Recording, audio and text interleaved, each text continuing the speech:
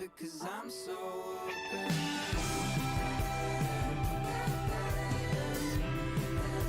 You're so golden. I don't wanna be alone. You're so golden. You're so golden. You're so golden. I'm out of my head and I know that you're scared because hearts get broken.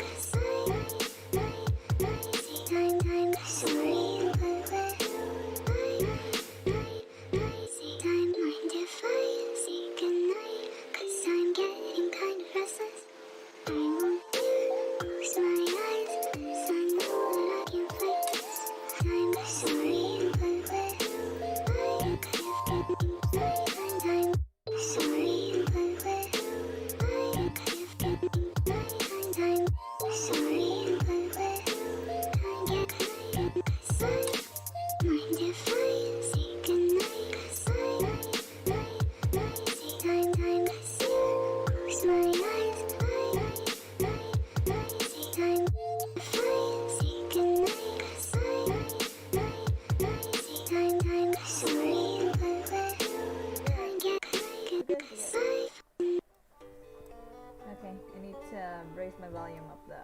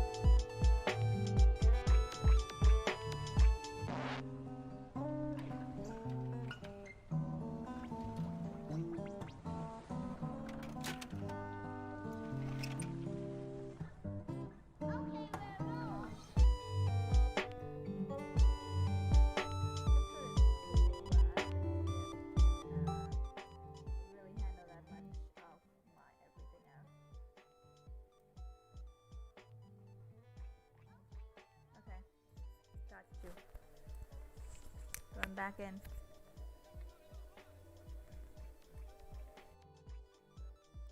be nice if it just captured my voice, I guess. Wait, okay. How did this work?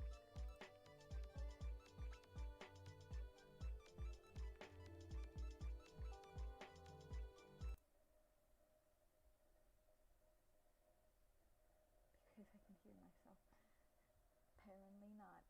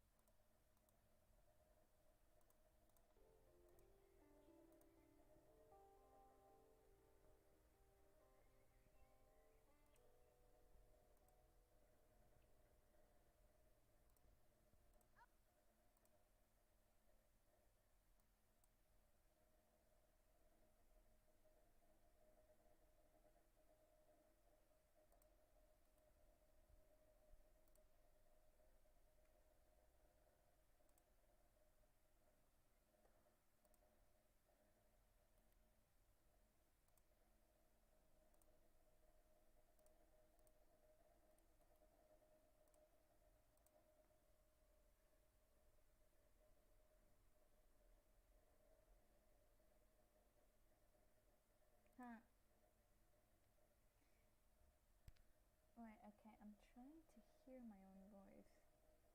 Underscore.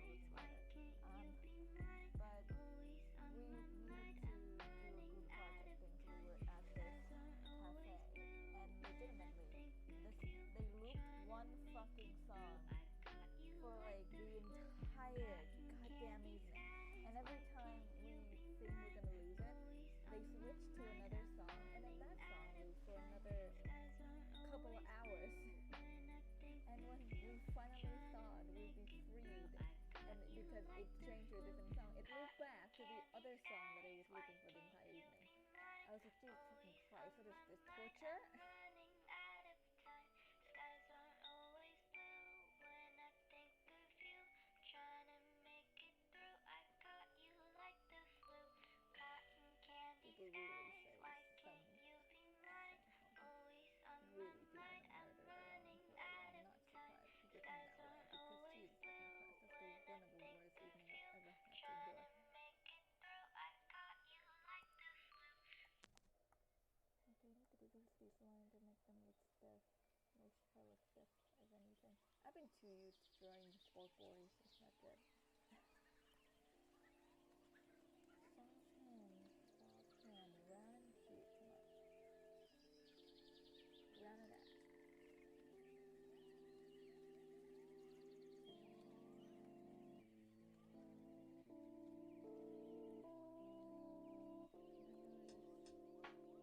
Anatomically correct because she didn't have it. I'm only gonna put it in just on my own.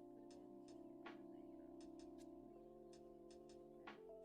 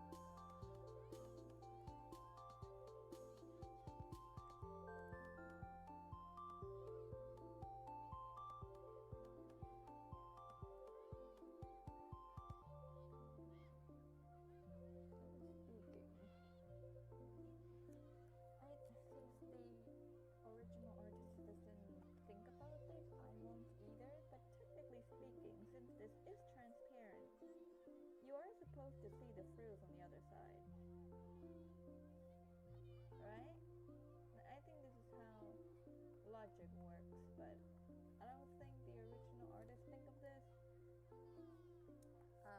So I won't. I'm gonna try to do it anyway, just to kind of say what I'm trying to say. You know, like that. Just saying, since it is a transparent piece of fabric.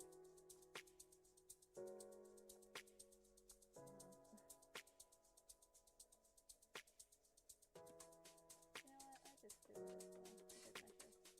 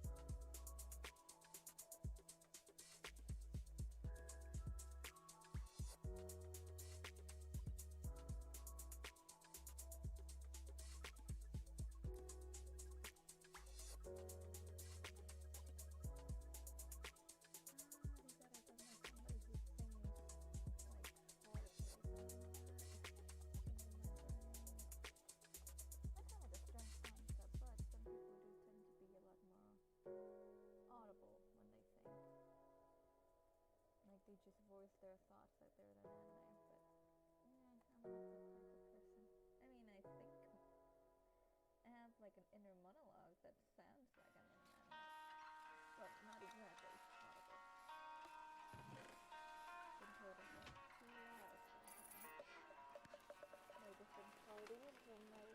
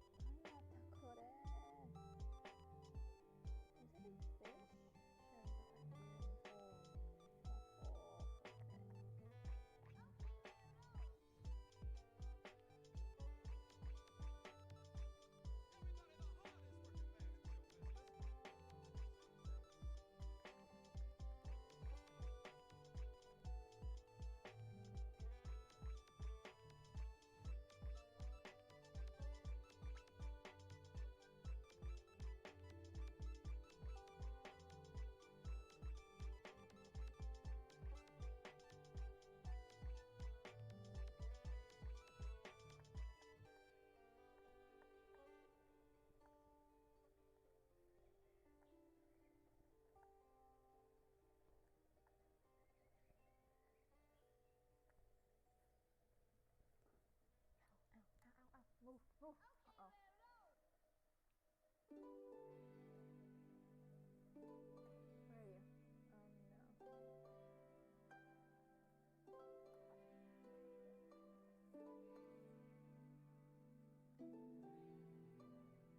Where are you?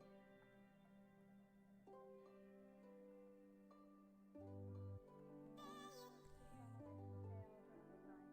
Well, the only diamond I got ever.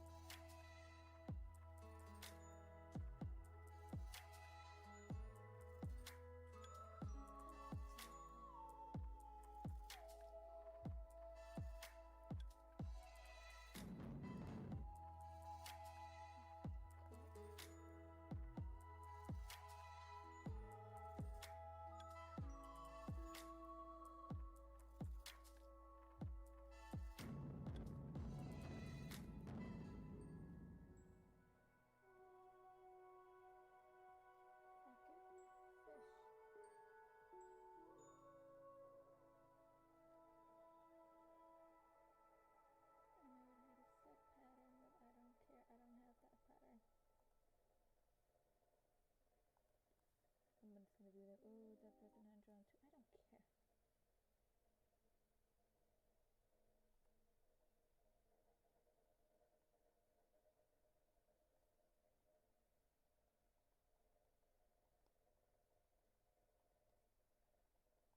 I should advertise myself to be a different person, not like a little jelly, little happy little dolly. I mean, I am a pretty happy little positive little dolly, but not that nice.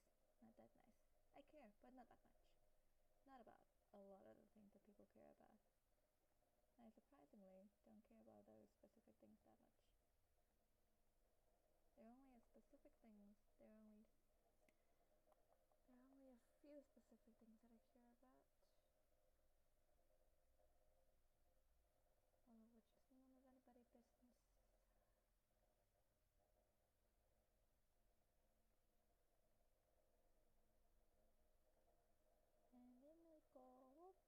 And then we go. Has it been an hour? Oh no. Are you kidding me? It has been an hour, hasn't it? The video stopped. Oh, Saw.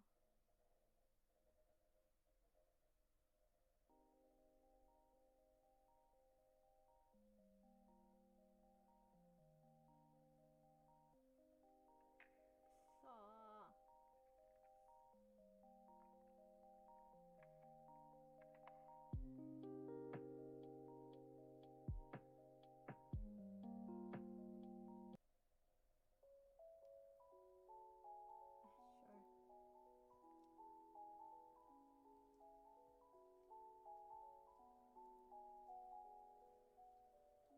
Kind of feel bad for lo-fi music because they're like the repose art of the music community. Like people rarely really give credit for whatever song that they listen to, and if they do, usually people don't go looking for credits anyway. So they don't know the name of the song that they're listening to. Kind of like those classic songs that everybody can know, but like nobody knows the name of.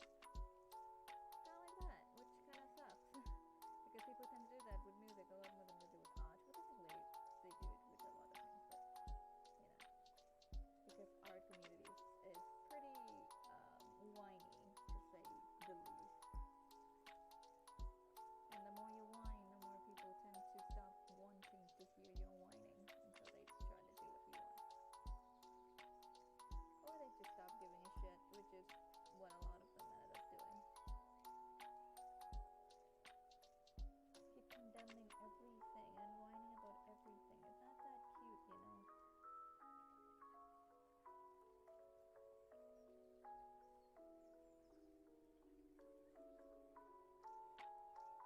Somebody's gonna watch the stream and it's gonna be so bad. These are pretty I would call these like unpopular like opinions. But like just saying, man, I don't like it. There's a few things here that I really don't like about the community and a lot of things. Twitter always just like is annoying as well. Like it just I can't explain it. Sometimes it just really gets me down. It pisses me off so much. And also it's just saying, but like I remember like one of the creepiest things that I have ever like well, I'm still kind of a part of it, I guess. Since I'm trying to make myself one.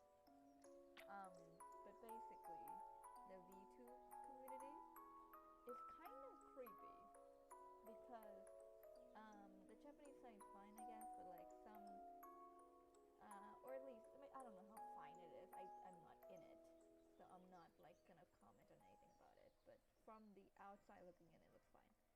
But the VTube community, like the English VTube community, they act like the girls are like their position, and then they're like, oh, I don't think it's a good idea, yada yada yada. It would really introduce like whatever. You should split like Discord with your senpai. It's like that's their decision to make, creep.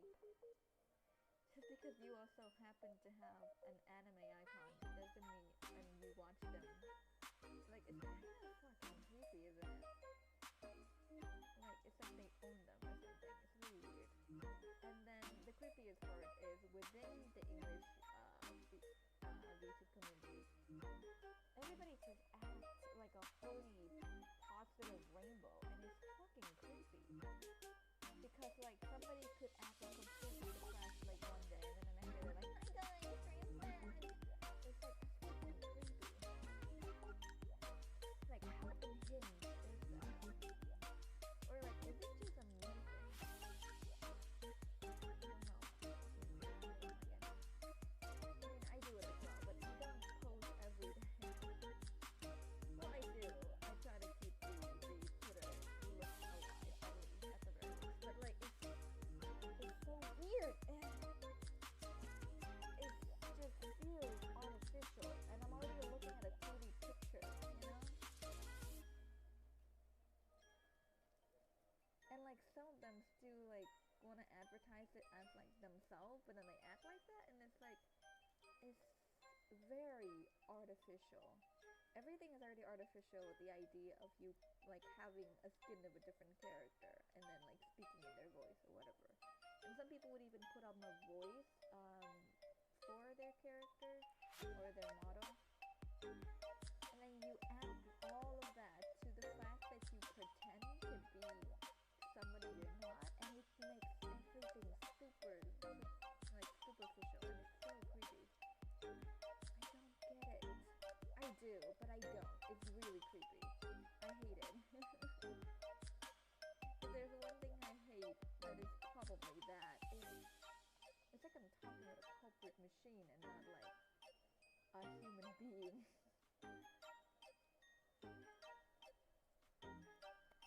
And it makes it extremely difficult to befriend like some of them as well, because like they would sound one way on their tweet and completely different elsewhere. It's so creepy. I don't get it. That's how I'm using the stream, but nobody's watching. It's like my little thinking space. It's fine. It's fine. When is somebody gonna watch this or rewatch this or whatever, and it's gonna be great, fantastic. But before that, you need to plow through 2 hours, or at least 1 hour of nothingness.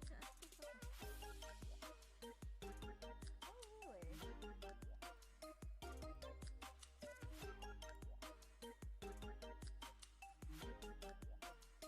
surprised nobody's there at all. Okay. Does it make it better? Okay, there's no desktop audio at all.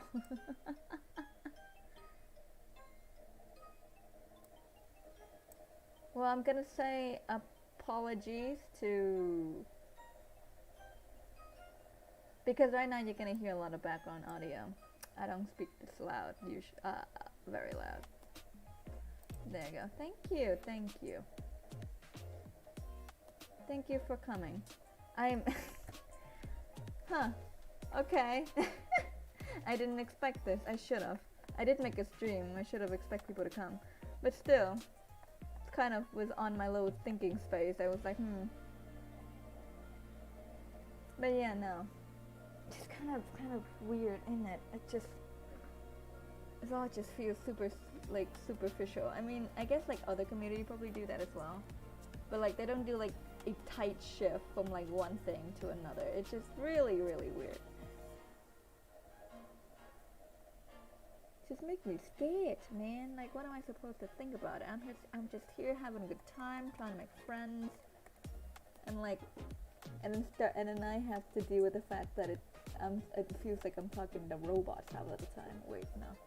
So how does her legs look like? She has very small thigh. Okay. Cool.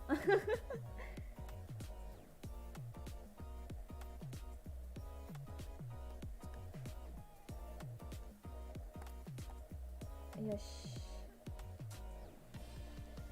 I've just been rambling a lot, man.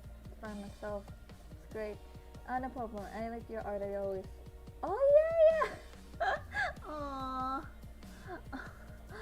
Aww.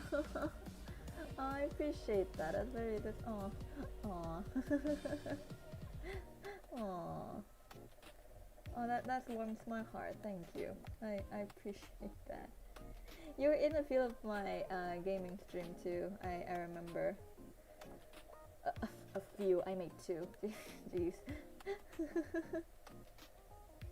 But yeah, thank you. I appreciate it a lot. I'm just trying to figure out this character, and I realize her knee is way too low anyway, so fuck it. So like I'll see her knee. お前のこの女? この女. I think that's the word. The girl. この女. Seco. Where's your balance? Where's your balance? Where's your cornerstone? I have like a thing scheduled for Instagram post. Basically, this is the thing. It's like this little comic thing that I have scheduled, but I haven't been able to finish it because it's on the second draft right now, and then I had to do my commission because the person finally paid and their deadline is well, this weekend. And they paid like what, yesterday? Ooh, it's a lot of, not like,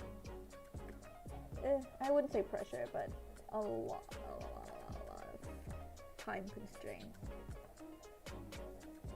Should probably do the eyes anyway, because the face thing. Since the face is just gonna be.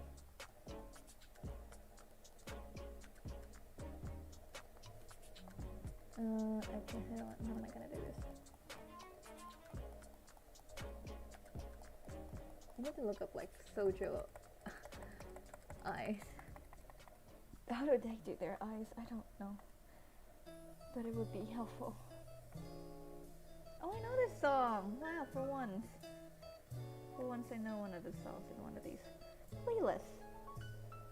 Your nose, you're going open nose. Okay. I'm surprised this girl in particular don't have stockings. Stockings. Yeah, stockings. What does it sound weird? Okay, it's like the word stalker, but it's not. Okay, calm down, Rem. Calm down. Oh wow, it shouldn't be pressuring you that they paid late. You know, don't want to waste your time even doing some of the work just to tell them to tell you late that they don't want it anymore. Yeah, right. It's kind of one of the reasons why I always like sketch beforehand, and then I give them the sketch, and then from there they pay.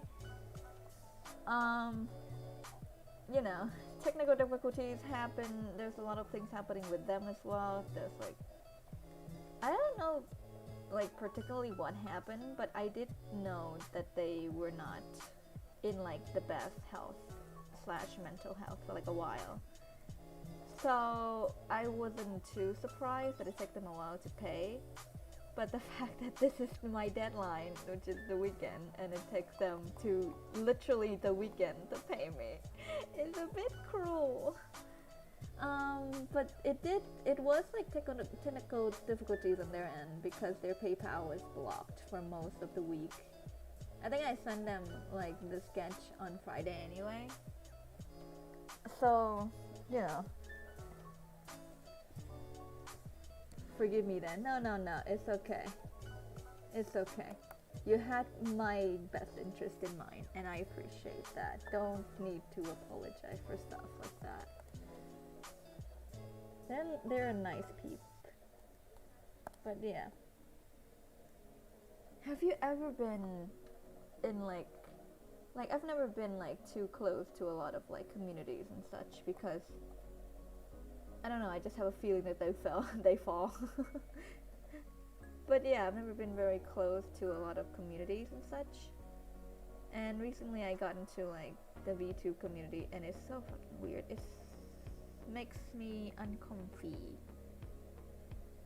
It's not that bad, not really, but it's kind of like, I think I was already on this rant before. I don't know if you heard me at the time. It wasn't that long ago in this stream, but yeah, it was. I just felt like everything was really artificial in the community because I'm already looking at a 2D icon, a 2D little thingy, or a 3D little model of somebody, you know? So it's already fake and artificial. And then they have to top that with the personality fake, and it's like, okay, it's like I'm looking at a deepfake of an anime girl trying to act human instead. Okay, I'm not happy with this face. What's wrong with this face? Okay. This is the reference, by the way. She wanted me to have like the characters kind of pose like this. Which is why we're here. But this is not looking so well.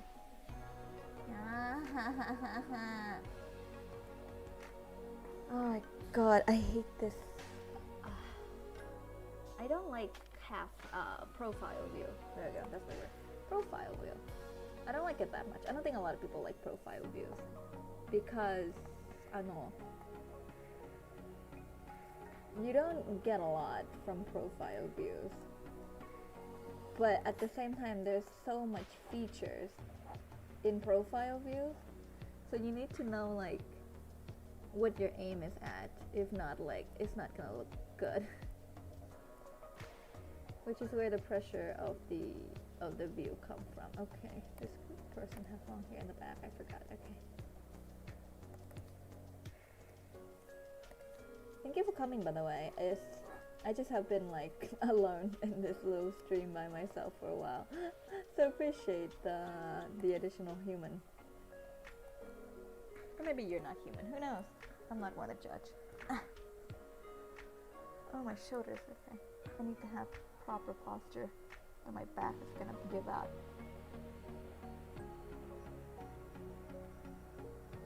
Yeah. Oh, okay, we can do this. We can do this. We can do this. Let the mirror. I can do this. Hyping myself up for art. This is the lowest I've hit in a while. Oh my god. Okay. This commission is kind of one of the bigger commissions that I have. I have another big commission that I need to do. I wouldn't say that I look forward to it, but I kinda am, but I'm also kinda not. I'm very much human, I promise. As I said earlier, no problem. But yeah, I have another commission that I had to do. They don't have a deadline on that one, thank God. But it's another big commission. I'm not looking too forward to it, but it's not that bad. It's also like another manga style commission, which is what this is. So it's not that bad. It's not that bad. I'll survive. But at the same time, at least I got money and funds. People have been so nice with like me opening commission and stuff. Like I genuinely get so emotional. Like I was looking the other day when I was looking through the share rate of, not the share rate, but like the share of the commission post. Like there were so many people that share it, even if they couldn't afford it and such, and so they shared a lot. And like I felt so emotional. I think I teared up. I might be a very angry being most of the time. Well, not really. I'm not actually that angry, but from the inside, I'm very angry. Most of me, it just condensed anger into like a 5 feet creature. So I'm very usually just full of anger, but that was one of the rare times that I was like, wow, I feel like crying, and I did. Everybody's so nice. People are very, very nice. Kind of feel bad that some people just like lose faith in humanity, but like these people are genuinely nice, man. And like sometimes I feel kind of sad that people, you know, kind of lost faith and don't see that, like don't see how nice like a person can be. Like it's genuinely really sad. Like I can't say that I'll be the one to show them the light or whatever, but it'll be cool if I can. just make somebody's life a little brighter and be like, oh yeah, I appreciate this human. There is faith for humanity after all. I mean, I shouldn't say that considering I don't exactly do much. I know, but I try my best. Like, it'd be cool if I could like do charity and whatnot, but I don't think my my financial situation would allow me that. Not to say like, but like there are like people who is not like loaded, but like they still do like charity anyway. So it sounds like an excuse sometimes when one don't do, you know, oh itchy, when one doesn't do charity because money problems, even though it shouldn't feel that way. Like I don't think anybody really shames you for not doing like charity when you're like not in the best like financial situation, but like it just feels that way, you know, it just feels bad. Like the only 2 cents I can give is like sharing it, which is, you know, I feel really bad about it sometimes.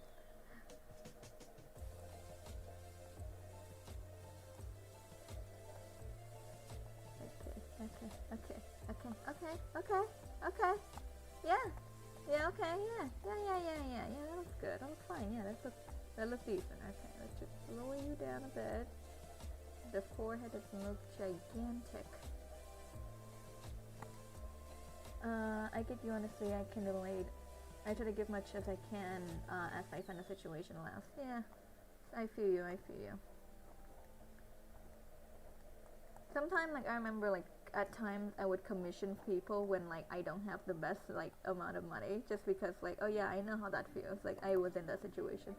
And, like, people would always open commission being like, oh guys, I need help, and then I would be like, hey, like, I'll commission you, and they'd be like, yay, and then they don't do it. It's like, okay, sure. I appreciate the enthusiasm as you accept my commission, but at the same time don't do it. It's a different conversation all in general. It feels a bit like a scam, but it's fine. They never like give me like the link to actually pay them anyway, so it feels kind of weird. Like, it's just like they accept the commission, but then they don't give you like the link for you to pay them or like give them the money, and then like they just kind of ghost you. It's weird, but whatever. Well, fine. That's a different conversation in general, but you know, it is a thing. It is what it is. This person had a lot of strands. Oh no. Okay, let me try my best. These two are both VTubers. I actually don't know the story behind it. But one of them is like a more mainstream VTuber. They belong to like a little corporate thing, I guess, which is this person. And then this person is an independent VTuber that is trying to get the attention of the other one. And before that, this person asked about like, how do I get like the attention of like an artist that I enjoy. And one of the things that I suggested was to draw them, and then right after that, this person commissioned me to draw them confessing, which I understand, but I have never had anybody. Like, I'm trying to put myself in the other person's shoe. Like, I don't think I've ever had anybody like commission themselves confessing to me before, which is like is a very interesting idea, isn't it? Like, very interesting, but very, very strange. Sometimes people think very interesting, which is very fun when you hang out with them, but it's so weird.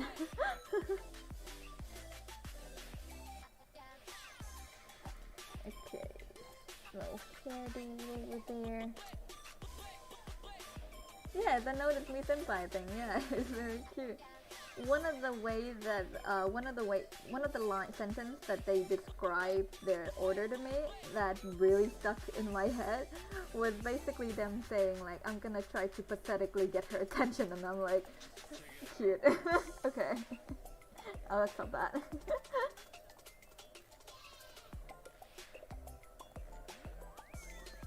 Oh god, her design is also like a lot more detailed.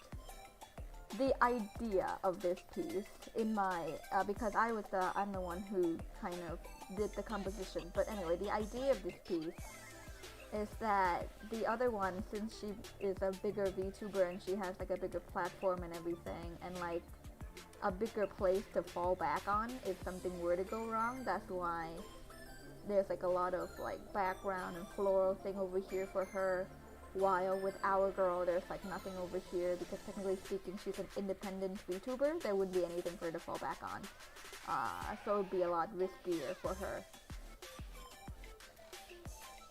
So yeah, that was the main idea of this piece. Whether it is able to express itself is, I don't know.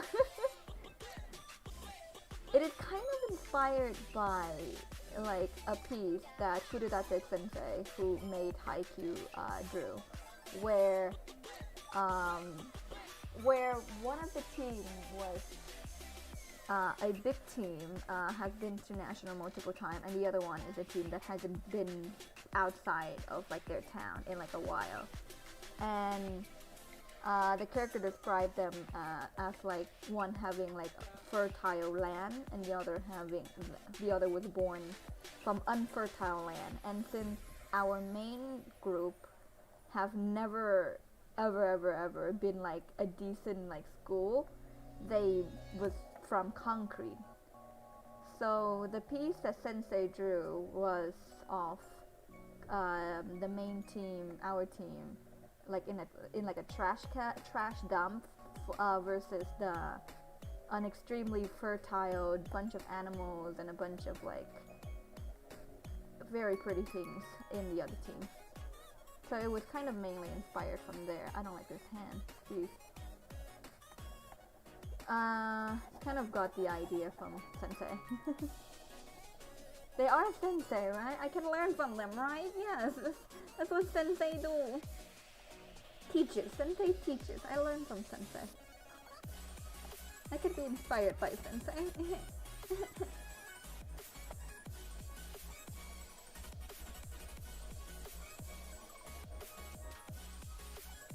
I haven't had breakfast yet. I'm hungry. It'll be fine. It'll be fine. It'll be fine. I'll be fine. Fine. Okay.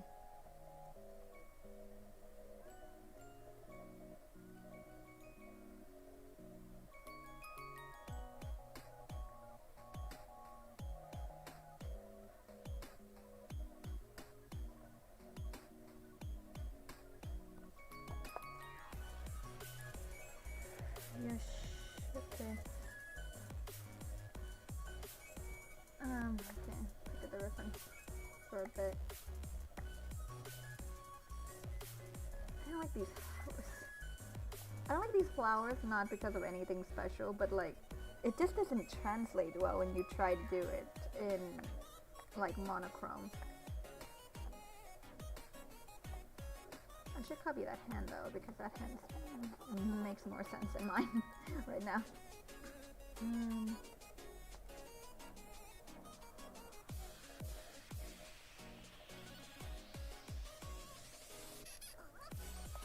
Yeah, no, okay. Mine is just way different. I can't just do that, okay.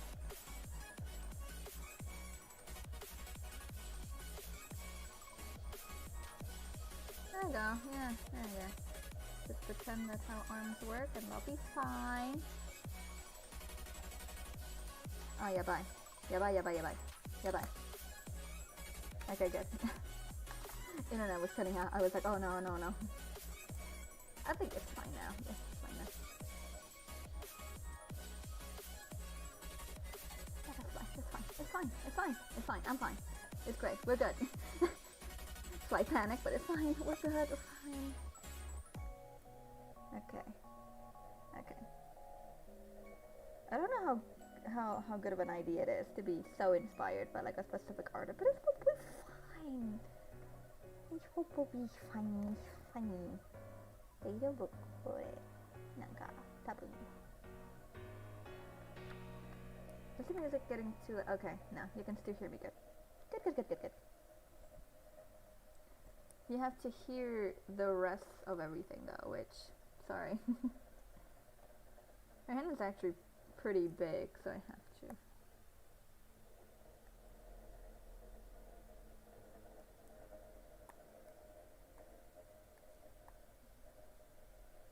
I've never drawn like a lot of girls before, so this is kind of fun. The most girls that I drew was with, oh no, the music cut out. It's been 2 hours. Oh no, not yet. Oh, thank God. Thought it'd been like another hour.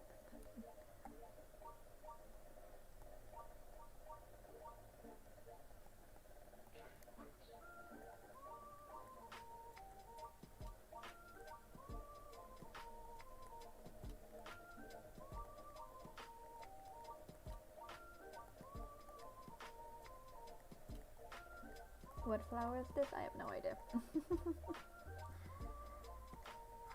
Let's get there. Okay. Right before that, I need to just finish detailing her first, okay. Oh shit. That's not like me.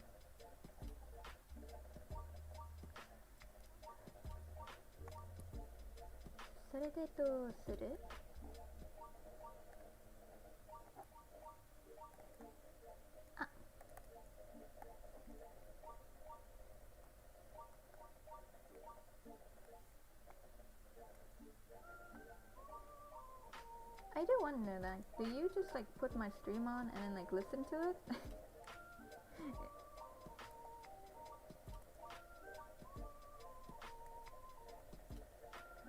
Well, I shouldn't be the one to talk. Well, last time I watched the stream, it was off like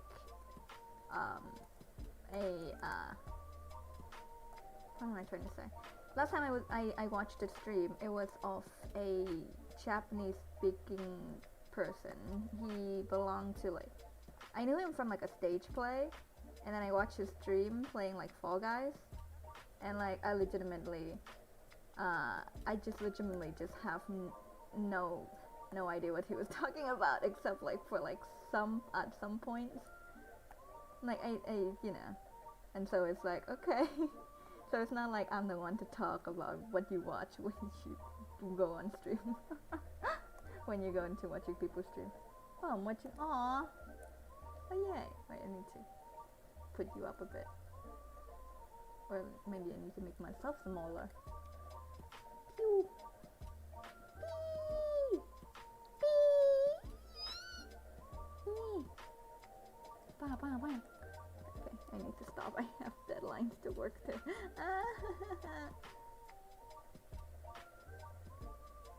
Do I fit in here?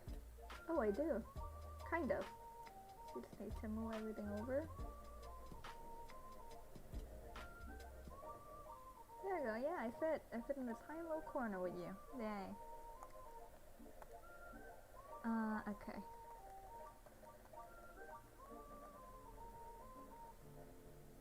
I also like when can be involved. I honestly feel like it's a privilege to be able to converse with you.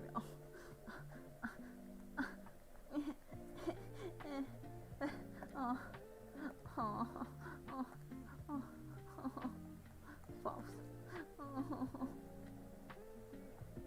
Why do I talk like I type? I need to stop that. But that's really nice. That's very sweet of you. I remember like the weirdest thing was, okay, this is not a weird story technically, but it was weird for me to be at the receiving end. But when this person commissioned me and I showed them like my work, like they was like, hey, I kind of like your stuff. I really like your stuff. I do want to commission you. And I was like, okay. So send them my prices and send them my stuff, and they were like, wow, you're like a legit artist. And I'm just sitting there like, what do you mean by that?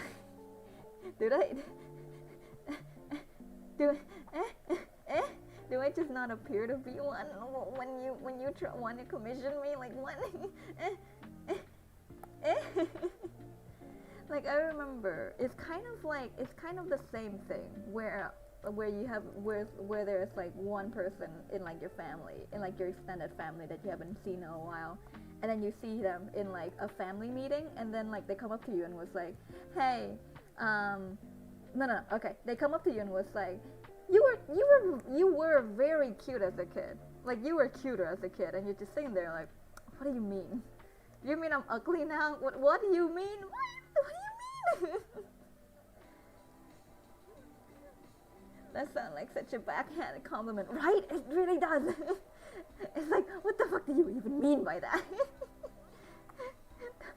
どういうこと? 何? Like I'm just sitting there like, I just say thank you. Because like, what am I expected to say after that? It's like, what? Nani? I'm just sitting here minding my own business. I'm gonna give her a little thingy in her head. But yeah, just sitting there like all innocent, and then just like, wow, you're like a legit artist. Like, what do you mean? I'm confuzzled.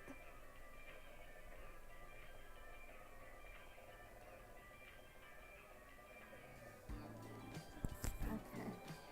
One ear of mine is actually hurting from wearing that earbuds for too long. Wait, okay. I think that should be better. That's where my mic is. Okay.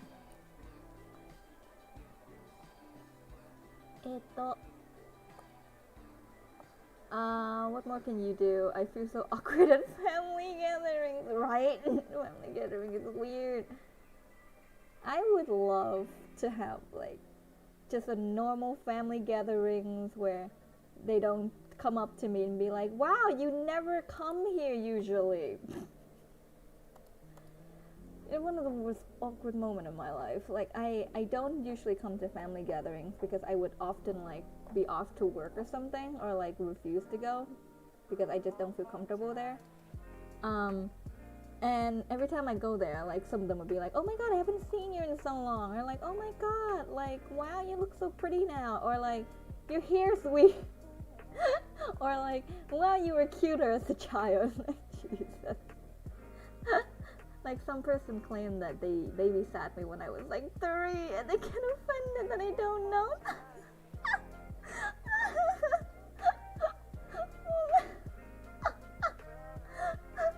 I'm sorry, I don't even know why that's so funny. It just feels kind of ridiculous. Oh my god, it's so funny. People just kind of, okay, Lex goes there, alright. It's just so funny because people expect the weirdest thing from you. It's like, what do you mean you babysat me when I was 3 and I'm supposed to remember that? I don't remember anything that happened when I was 5. I don't even remember what I ate in the morning. Thank you. Arigato. Wait, undo that. Copy paste. There we go. I luckily don't have that situation happen to me, at least too often anyway. Because most of the time I'm not in family gatherings a lot, so they just assume that I don't know them. Like they do come up to me and be like, hey, do you remember me? And I'd be like, sure. And they'd be like, yeah, you don't remember me, do you? My name is, and they would like reintroduce themselves, which I appreciate because I don't do names very well. They're like, you don't remember me? I held you when you pooped out of your mom. I pop out. Oof. Poof out of your mom is a very different thing. And I'm like, what the hell? Who the hell? Right? Like, what are they talking about? It's ridiculous. Stupid. I don't care who hold me when I was oh well, actually I am actually kind of like, I was kind of close to the person who held me. I don't know how relevant it is, but I think in Christianity when you have a child, like you would go to the church and like have like a godfather or a godmother, and I was close with the person who is my godmother / godfather or whatever. I don't remember who it was. Yeah, not anymore. But at the time when they were kind of close by, I was still kind of close to them. So like at least I was kind of aware that of the person who held me. If not, I would probably get a lot of shit for that too. I don't think people remember who is their like godfather and godmother. Like I know most of it is from like the extended family anyway, but at the same time, like who cares? Who gives a damn? Like they do it, and then like when it's all said and done, it's like okay, let's pack up, let's go. What do godparents even do? Like that's always kind of the question that I have, because like I remember asking it from my parents a while back, and they said like, oh, it's like for them to like take care of you when like your actual parents die, but like I don't think that's how that works. Yeah, I'm still kind of close to my godmother. She's my auntie. Yeah. She's my I think my god. I don't remember it was a godfather or a godmother, because there's two people that I think is my godparents. One of them is both of them is from my father's side. One was the biggest sister from his family, and the other one was the second oldest in the family, which was his brother. But one of them is an asshole. One of them is somebody that I would prefer to not be associated with. I know. His family kind of is not great, but the auntie is fine. But I don't know her. I don't talk to her anymore. I think she's in Atlanta in America. I think. I don't remember. Yeah, they get custody of you if something happened to your parents. Huh. Soka. I was not aware. That's kind of cool. Wait. So if my parents die, I have to... No, I don't want that. I want custody. I want to be in custody of somebody else. Thanks. I don't want... Yada. I don't want him to be in the custody of that person. No. What if you hate your what if you don't like your godparents? Can you be in custody of somebody else? I think I'm old enough to consent to be in the custody of somebody else.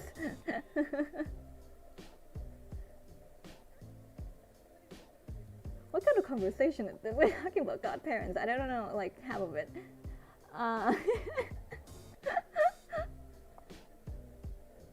This is way too detailed. It shouldn't be this detailed because it looks really gross from afar, I think. Yeah, it kind of does. I think I could duplicate this from this point. Okay. Oh shit. Undo. Copy paste. This is what we do in art class. This is the thing that we were taught to do. Well, actually, I was taught to do this at work actually, because when it comes to small details, they don't expect you to get all of them.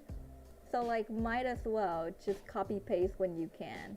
Because like not everybody is gonna like try to look into all of the details anyway. And plus sometimes it doesn't matter. Like sometimes the details don't really matter that much, and like but you need them to look detailed. So like just copy paste. It's fine. Nobody cares. Well, somebody cares, but I don't. Maybe somebody might, but I'm not them. But I'm not among them. My internship, I learned quite a lot from it, but it was a big struggle. But yeah, I guess moral of the story is just like what you learn from it, from things, I guess. Learned quite a bit. So applaud to them.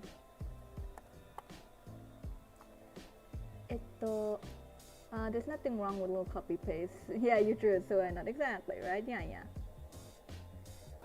I actually don't get a lot of like shit for the things that I draw, which I'm quite surprised about, considering I'm at like 15k on Instagram, and usually that is when the threshold kind of start happening. Like people start to be a lot more critical of you because they view you as like a bigger account now.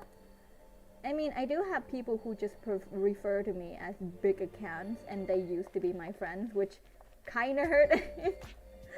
But whatever.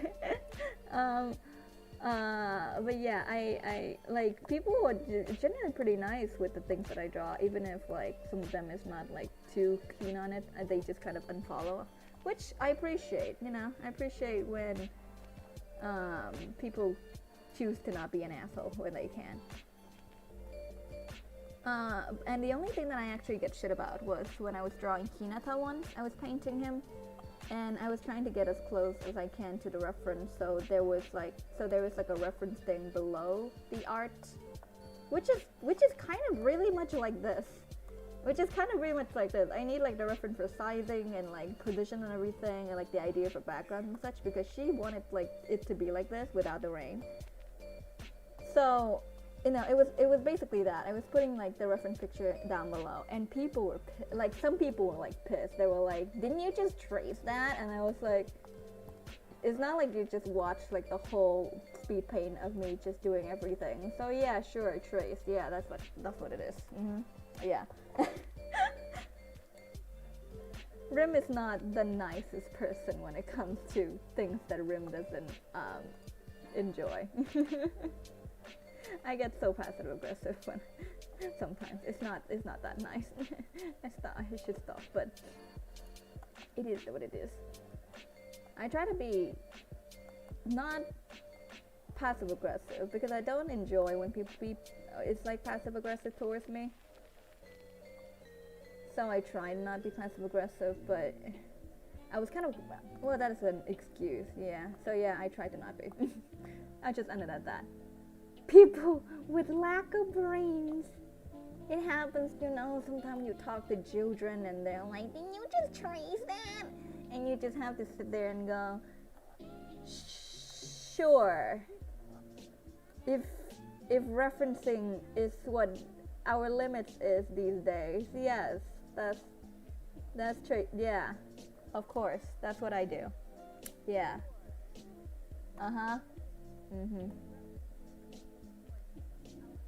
Most of them are really nice though.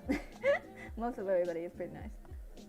I always just have like, I remember like always being the one to focus on like the bad side of things, and to be able to focus on the good side of things feels like pretty freeing after a while. So that's what I'm doing. Oh hey, they got low you. Wait, what is that? Wait, is that snail?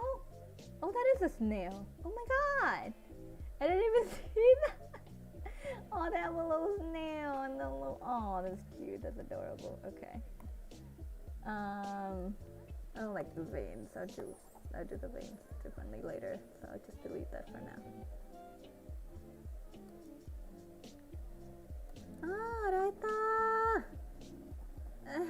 Okay.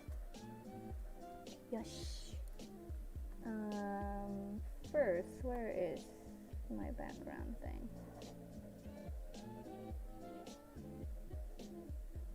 That's the foreground, so this is the background. Down there, you go in there. Okay, good. But I don't want you to go that high. Okay.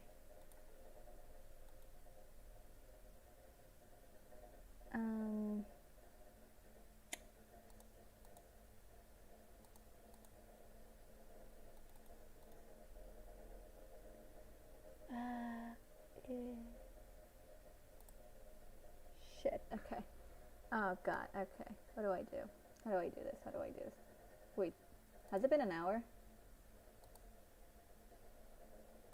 It has. Are you kidding me? Oh wait, no, it haven't. Oh, thank god.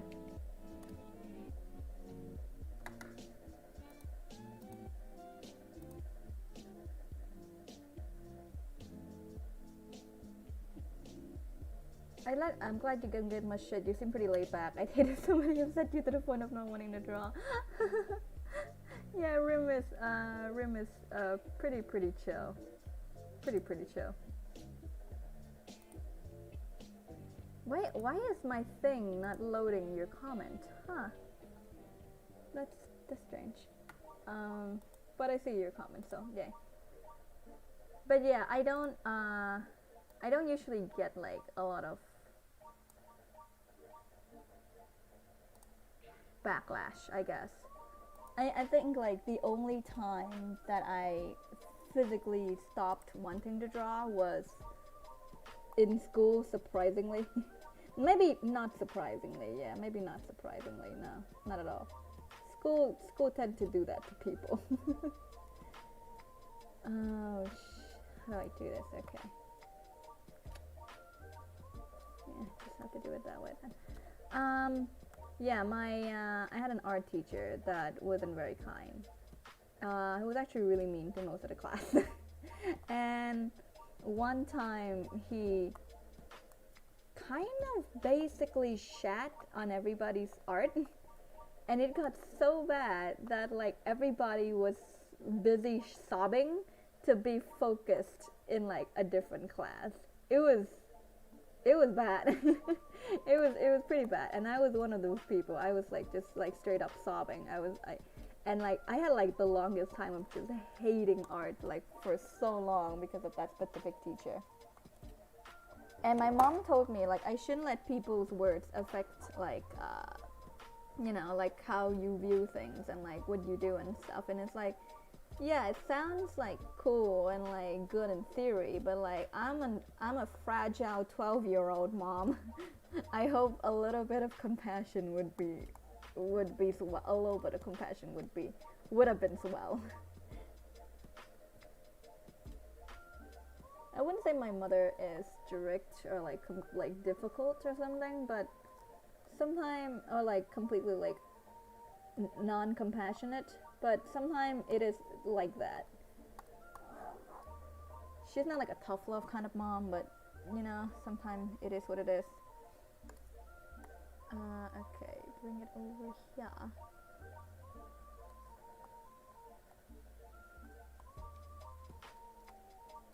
Okay, time 9, we're good, okay.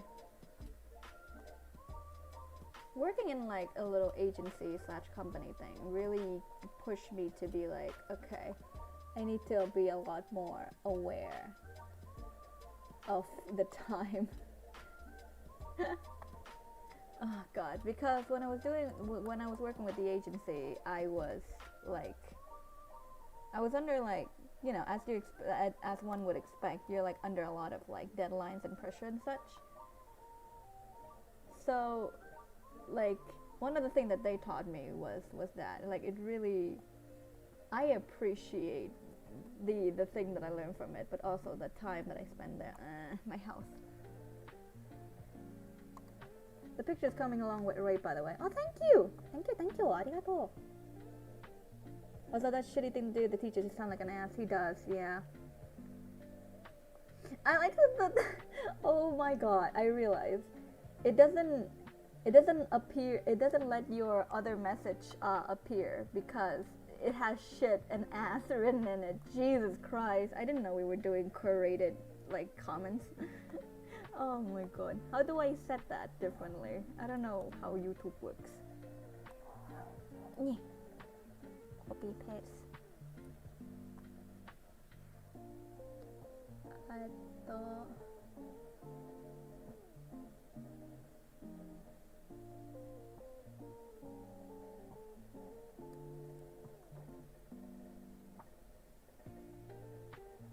But yeah, when you curse, make sure to put it in like a little little star thingy, I guess. Put it like a little star thingy, so YouTube won't detect it as a cursing word, as a curse word. Jeez, I hate that. Perhaps I should stop cursing. It's fine, I curse. It's so weird. It's kind of funny though when it does that. I didn't know. YouTube's for kids, y'all. Okay, from then I can just copy paste this whole thing, I think. Copy. Ah, shit, I didn't mean to do that. Copy paste. I wouldn't even realize that you sent something if I didn't like happen to check on my like actual YouTube thing. Jesus Christ, YouTube, why you do this to me? YouTube is Hanande. Wait, no, I'm not supposed to put it up there. Damn it, I forgot. Poopy brain.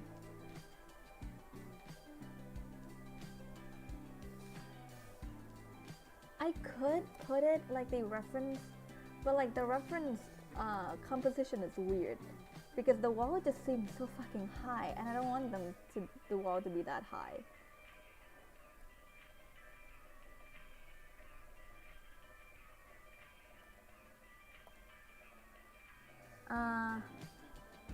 Oh, you have stopping after an hour. No, I I just feel bad if I have been lining for an hour. That's what it is.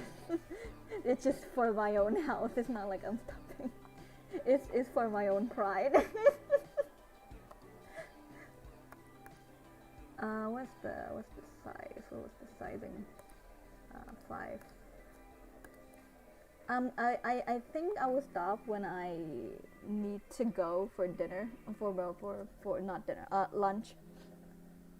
So it's not like I'm stopping after an hour. I'm just like I'm just like, you know. This might not be a good idea because I don't know where our like horizon line is. Ito ko. So this might be a really bad idea. Yeah, this is fine. Yeah, it's fine. Stop bugging about it. Stop bugging about it. Telling myself everything is fine. Oh wait, no, I should do that on the other side. Yes, smart rim. Good job.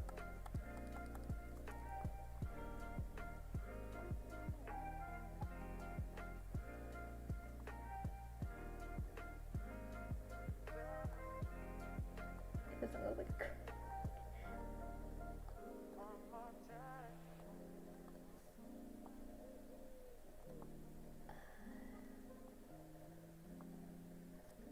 How does one make a little brick look old?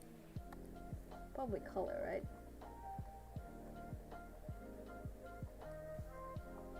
And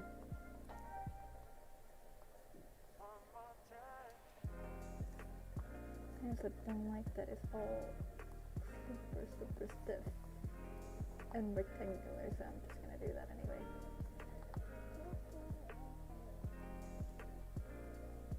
What kind of thing do you usually like to draw? Because the thing that I'm usually draw is not girls, but I like frills and dresses, which is weird. It's like I don't draw girls often, but I like drawing like dresses. So I ended up putting boys in dressed like a lot. And it's not like pushing any agenda, except when I am. But like usually it's not to push any agenda. It's just like I just enjoy drawing that. And I think like everybody enjoys drawing different things. I just don't know why that's where my interest goes. But it is what it is. Okay, trying to delete this then since we don't need you anymore.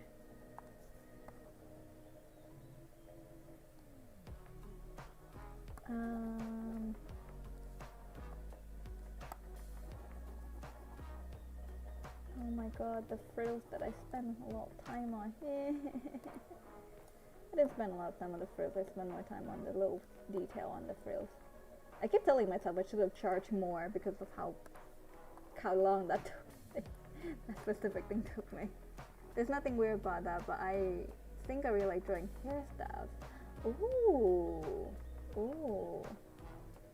And eyes. Yeah, eyes fun. I love eyes. Eyes shows a lot of different things, and like a lot of different characters have different specific eye features.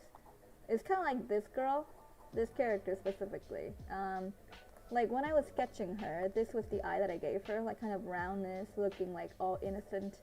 But in her reference, she has like pretty sharp eyes, and when you give her these sharp eyes, she starts to look more like herself. So that's very fun. I love drawing eyes. Eyes just gives character for some reason. I'm horrible at hands. Hands and feet are weird. I won't blame you. I'm a bit better with hands than I am with feet, and like feet, it's just a whole different kind of beast. I think I only like drew feet like a handful of time. One of it was for a fan art, I think. Yeah, it was a BNHA fan art of like an AU that I had, and it was such a fucking pain. I spent so long just to try to get them to work. Feetsies are weird. Feet almost like they have like a mind of their own.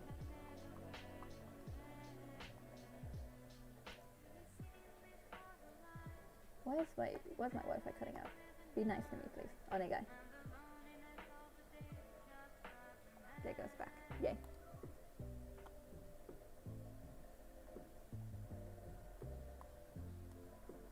I actually don't know how long you've been on stream, because at the beginning of the stream that I was fucking around a lot with the settings and everything. So like, it would be kind of weird one day if I go back to the stream and watch like the beginning and it's just me just messing around. At points I think like there were like music overlapping one another as well. It was a mess. It's just testing out, you know, nobody is in stream anyway, so might as well.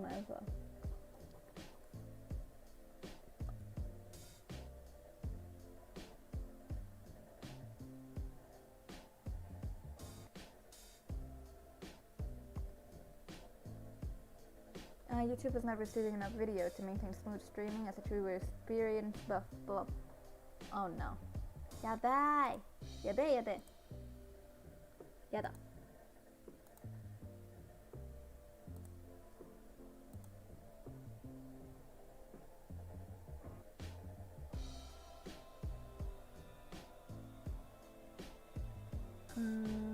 Okay. I'll just pray that it won't just cut itself out.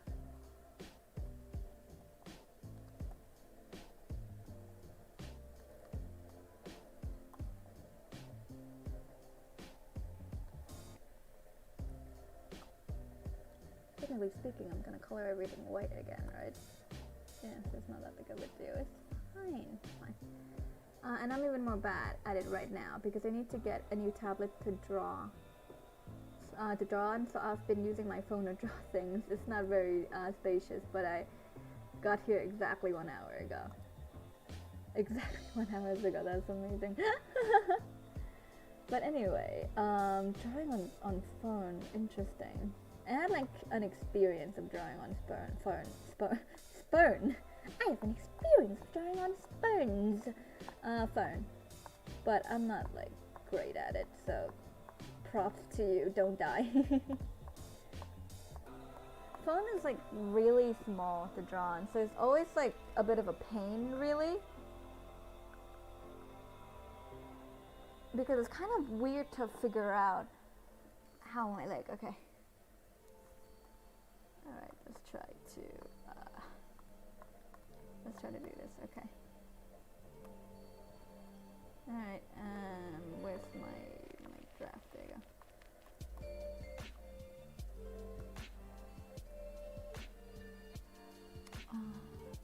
Alright. Alright, okay.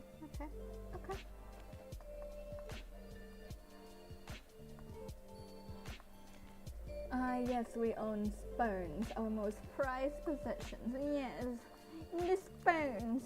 Have you ever had a spoon before? What kind of ridiculous...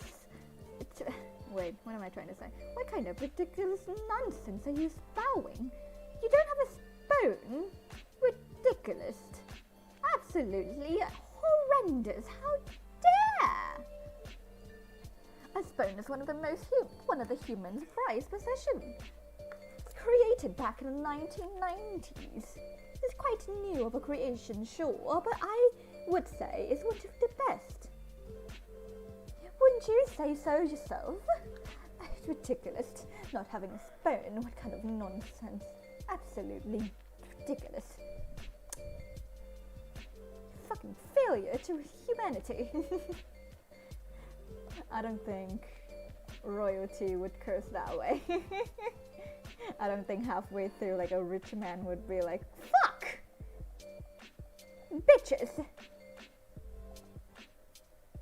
I like how every idea of like a rich person, at least to me, is like a guy, a person, a lady speaking like in a British accent. I think back in the day, especially like because America was after a lot of like the big country was created, right? So a lot of Britain back in the day, they were pretty rich and like they had like a rich history of having,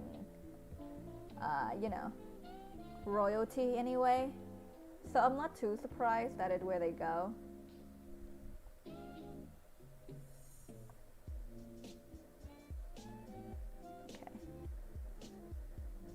maybe I should just follow their lead and make this thing bigger then.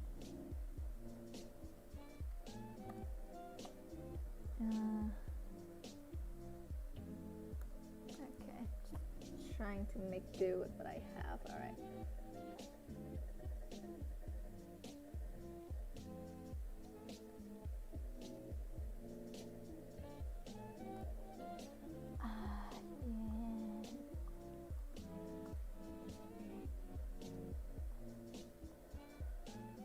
What kind of hairstyle? When you say you like drawing hairstyles, like what kind of hairstyle do you like? Oh, you haven't heard of it? It's called the spoon. It's called a spoon. Why, yes, it's quite expensive. I doubt you've ever even feast your peasant eyes upon it. Exactly. Exactly. Peasant eyes.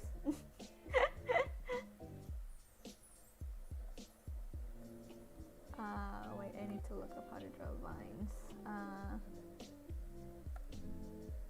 Vines.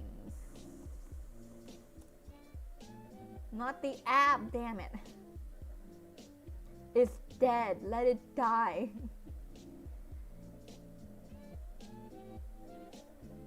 Okay, I got vines on my reference. It's kind of not that different of what I was trying to go for, but it's a lot cleaner and a lot less gross.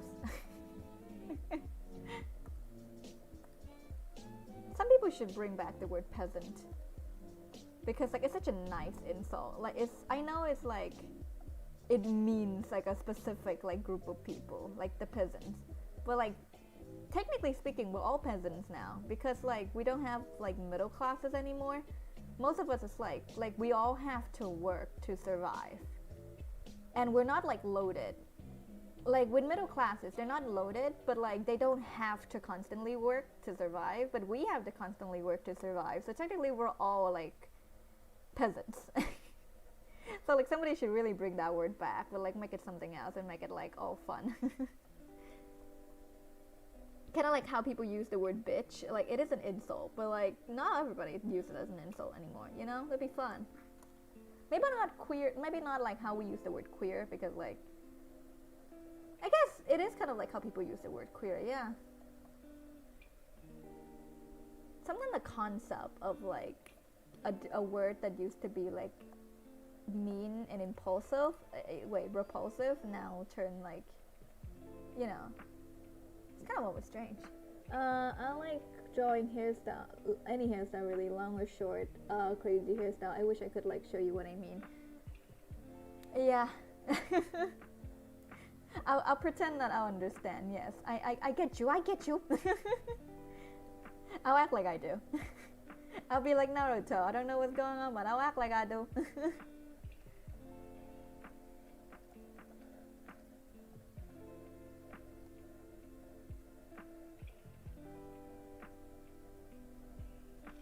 I actually love like Naruto English dub. It's kind of weirdly funny. A little heart thing. There we go. Yay. Little hearts. Naruto English dub is like a weird thing, because like everybody is putting effort, but like nobody is taking themselves seriously.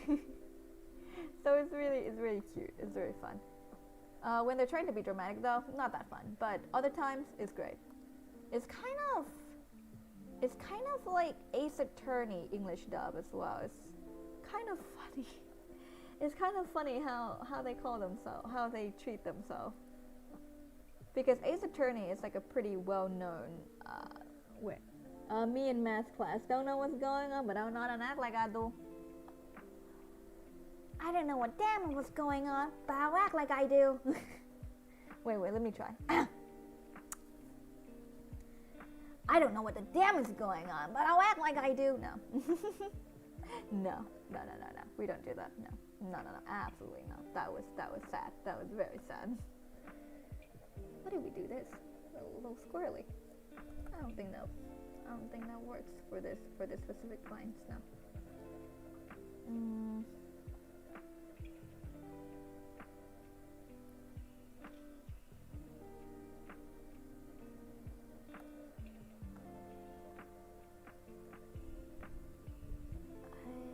I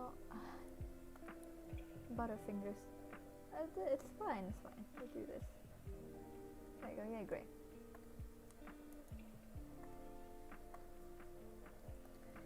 Oh my god, I haven't drawn like in this resolution in a while. I've always drawn in like 1000 1000 because it's a square and it'd be easier to upload on Instagram. So I haven't drawn like in any other resolution other than that for like a long while, so it's getting very strange to get used to. We will impersonate our favorite character secretly. Exactly, yes. I only have like a few voices I can put on to be completely honest. So I make do.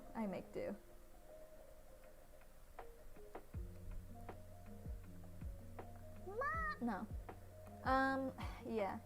My voice don't range that far because I think I have like somewhat of a middle range voice. I can go a bit lower and a lot higher. I remember like I was asking people what they presume my gender would be from my voice, and one of them said a low voiced girl, and I was like, huh?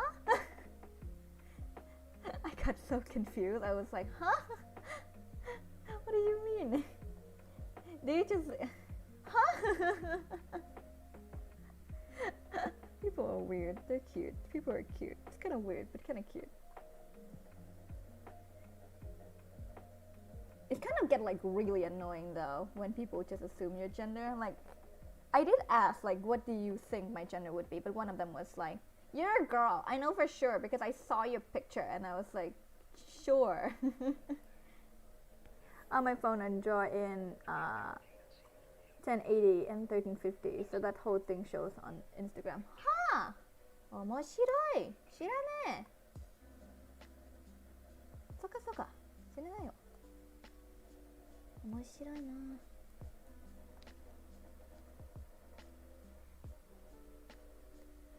They said your gender is low voice girl. Yeah, they did. I was like, okay, sure. That'sわかった。ありがとう。わかったわかった。Oh, ridiculous. Ridiculous.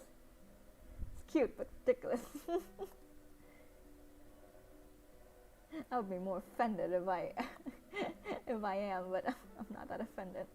I just kind of thought it was extremely funny.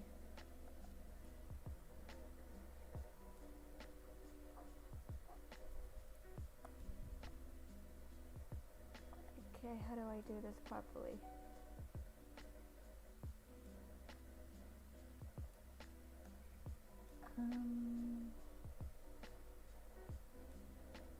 And then maybe a different one. You go down. There you go. Is that a specific gender? What the heck is that? I don't know. I don't know what goes into people's brains when they hear my voice and they go, "You're a low voice girl." I don't know what goes through their brain. I'm as confused as you are. Humans are very interesting creatures. Sometimes I talk like an alien. This is just how I talk. I'm sorry. The humans are one of the most interesting creatures. Here you have a human in his most natural habitat, indoors, in front of an electric device.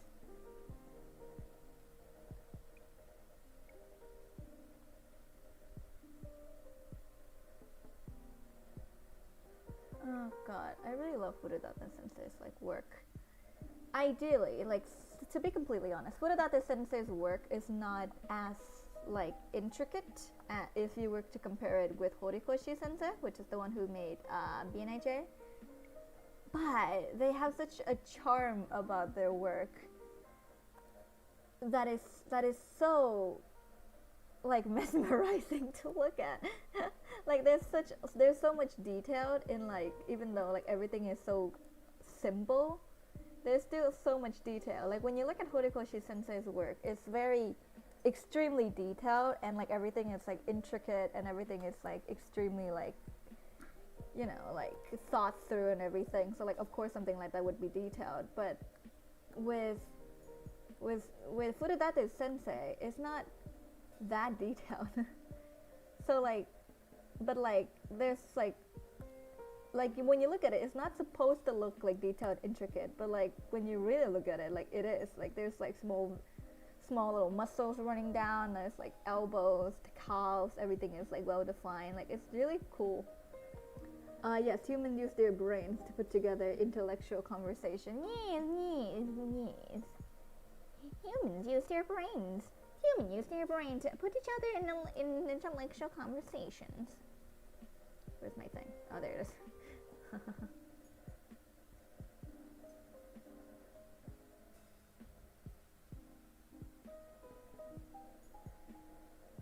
Oh God. Okay, I'm tired. All right. Okay.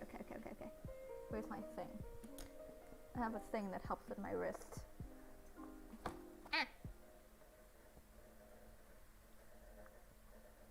That's better.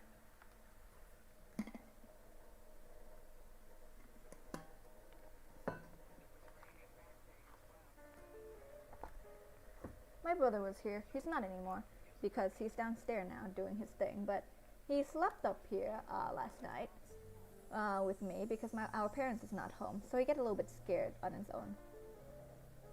Which is, but and like when he actually brought stuff up to sleep. But now that he's like downstairs, he doesn't bring them down, and I'm like, what the fuck, boy? You should get you some art pillows / gaming pillows. They're very comfy to lean on. Huh, interesting. I have like a thingy where like the thing when you put behind your car seat to make your back comfortable, which is, you know, what I have. My dad, for some reason, have an abundance of them. He is a car instructor, so I'm not too surprised, but at the same time, I don't know why he has such an abundance of them, just like available in the house. So that's what I use. Gaming pillows. That sounds interesting. I don't think I've heard of that before.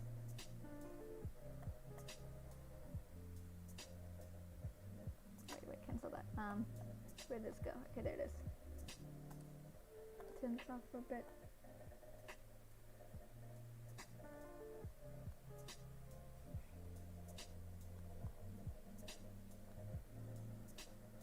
Then put you down, put everything up again.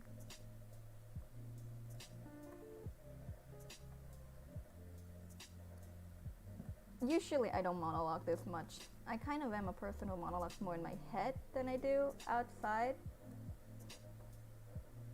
But this is a stream. I think it is recommended to at least monologue a bit.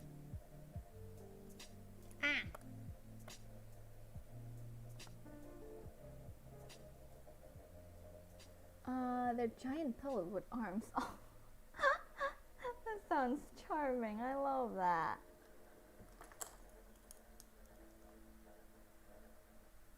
Oh, it's only 10. It's not that bad. It's not that bad.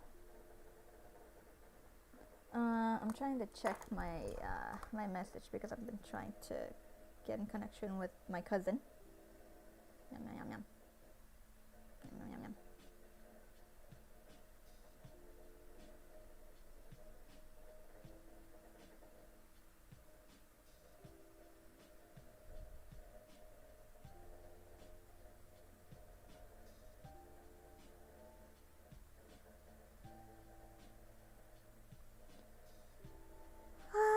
My God, okay.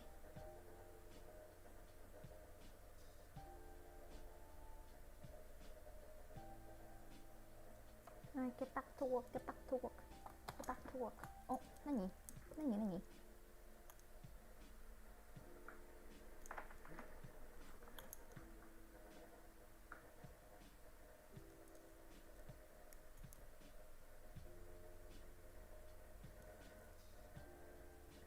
Alright, I got a hold of my cousin. He said he doesn't know.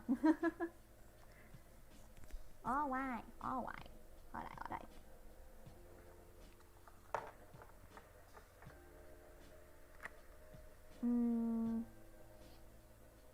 I think we can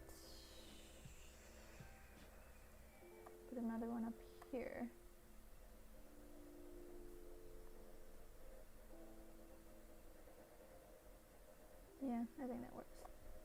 And then Snavinescence in front of everybody. You can delete this.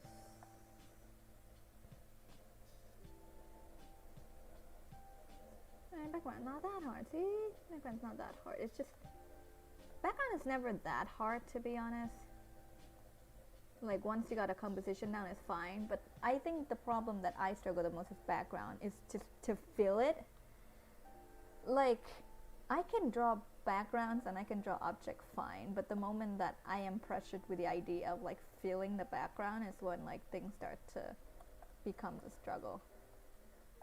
Because it's surprisingly, or maybe unsurprisingly, it's a lot difficult to fill in a background than people might think.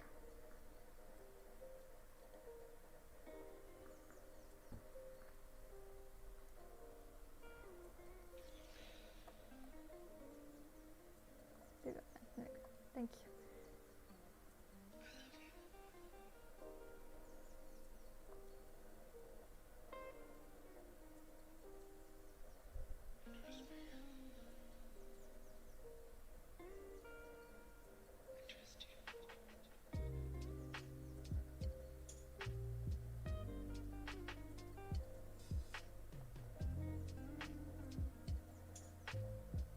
What have you fed the animals yet? Oh, it's his animal. If they die, he'll freak out anyway, so he probably will feed them.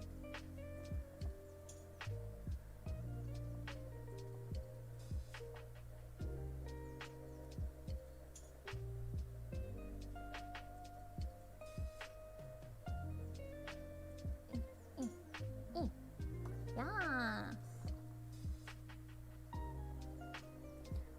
What else could we talk about? I kind of don't like how this thing looks. Okay, what else could we talk about? No.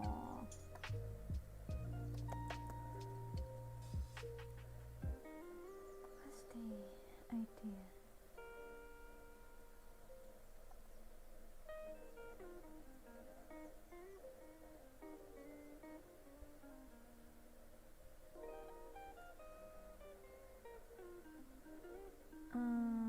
Okay.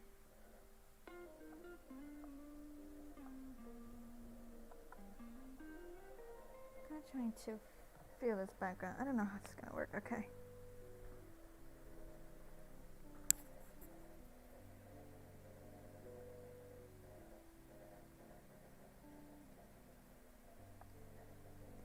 Gonna try to get this thing done in today, and hopefully get the other thing done by tonight.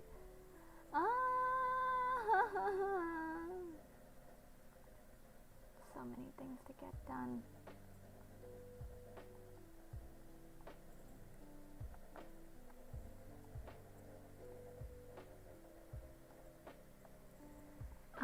I don't know, maybe. Do you have OCs? Oh, OCs.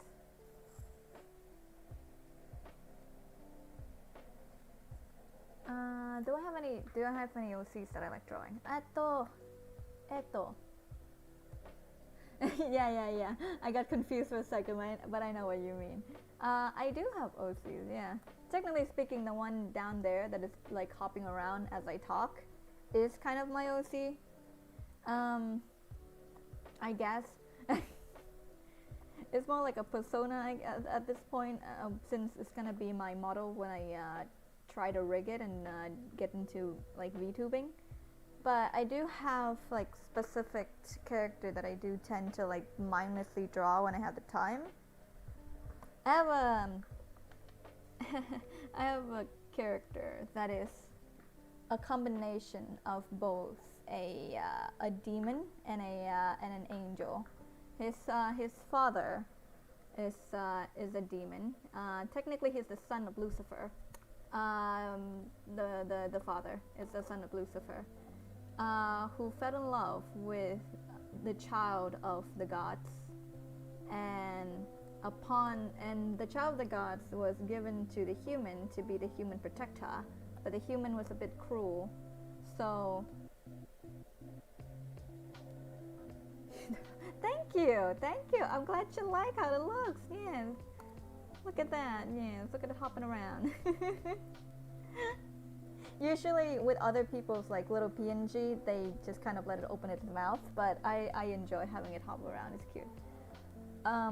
But yeah, the son Lucifer fell in love with the child of the god. Child of the gods is was given to human protector. Humans were pretty cruel with the human protector, and so the human protector kind of died. It got murdered by the creation of man while trying to protect humanity, which is a bit ironic, but it is what it is.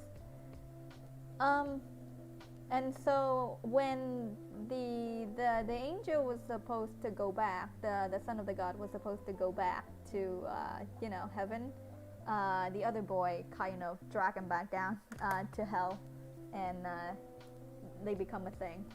And because they couldn't have children, they used magic to combine literally half of both of their DNA and made like a child. And then they did it again eventually later.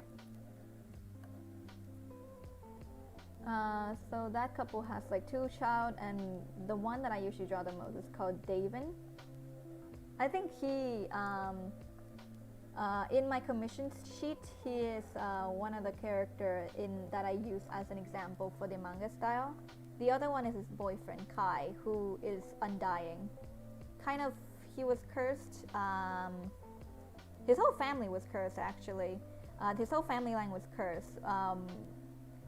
With like the curse of undying, and his great many great grandfather had the curse, but he was able to die when he was murdered by like his loved ones, and kind of like through so many suffering, and that death was kind of the most personal. He permanently died, and the family tree continued. Nobody got the curse for a while, and then that boy was birthed, and he got the curse. And he basically, the curse of undying is kind of like how do I say this? Like he dies, and like he goes to limbo, where human will be judged to be judged and then put in heaven or hell. Like he dies, gets into limbo, but then comes back out. But like nobody remembers that he died before. So he's kind of like Kenny from South Park, which, now that I think about it, they are like South Park OCs. Or they used to be anyway, because their story kind of like differ. Like their story is kind of like so far detached from South Park at this point that it's not even like a South Park OC anymore, or a South Park AU anymore.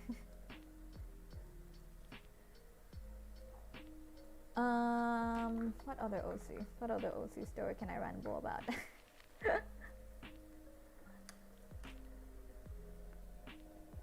What other OC can I ramble about? Okay. Well, this is not like an OC thing, but recently I've been working on like a story.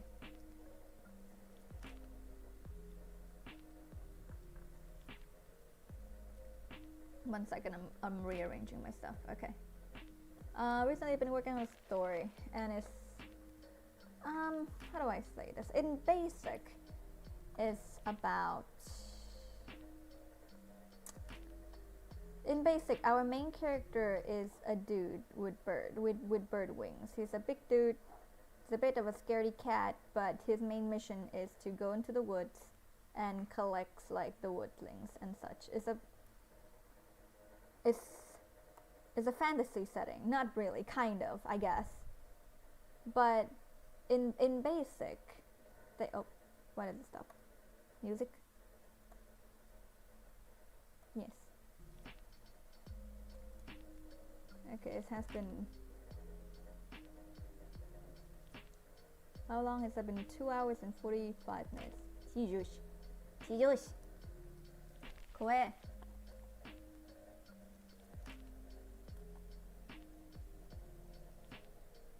I should charge more for this. Okay.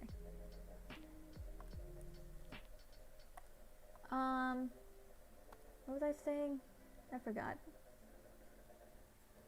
You put so much thought into your character, and I love it. I just kind of make characters and be like, maybe I'll give you a backstory, like my Dragon Ball Z OCs. Interesting. I'm always somebody who likes to. Sometimes I would make stories first before I even make like, um, before I even make like the design. Sometimes, like right now, there's a story that I'm working on, and they don't have a design yet, not technically, but they have a story already.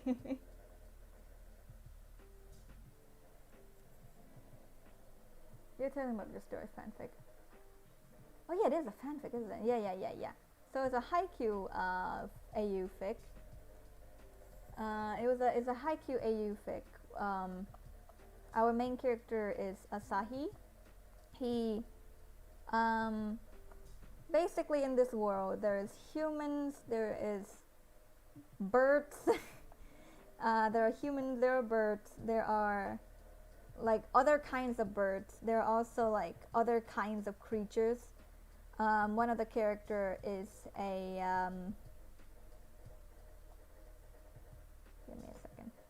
give me a second. Let me think this through. Okay, one of the character is a some of them is a naga, which is like a half. Well, all of them are half actually. All of them are half like creatures, and the humans had a propaganda kind of spread to the other animals that the other animals is evolving to become human, and the human evolved from fish. But there is the secret society that is like of the mer people, the mermaids, the mer people, and the reason why they're secret is not really anything big. They just don't want to get into like the political climate and the political situation of everything. They don't want to be involved. But anyway, society has evolved, but everything looks kind of weird. It's not like evolved at all. It's just like a different world. But humans claim that they're like at peak evolution. Like humans are like peak creatures, and that every other creature is evolving into becoming human. But anyway, so our boy, he's a half crow, half human thing. He what can I say? He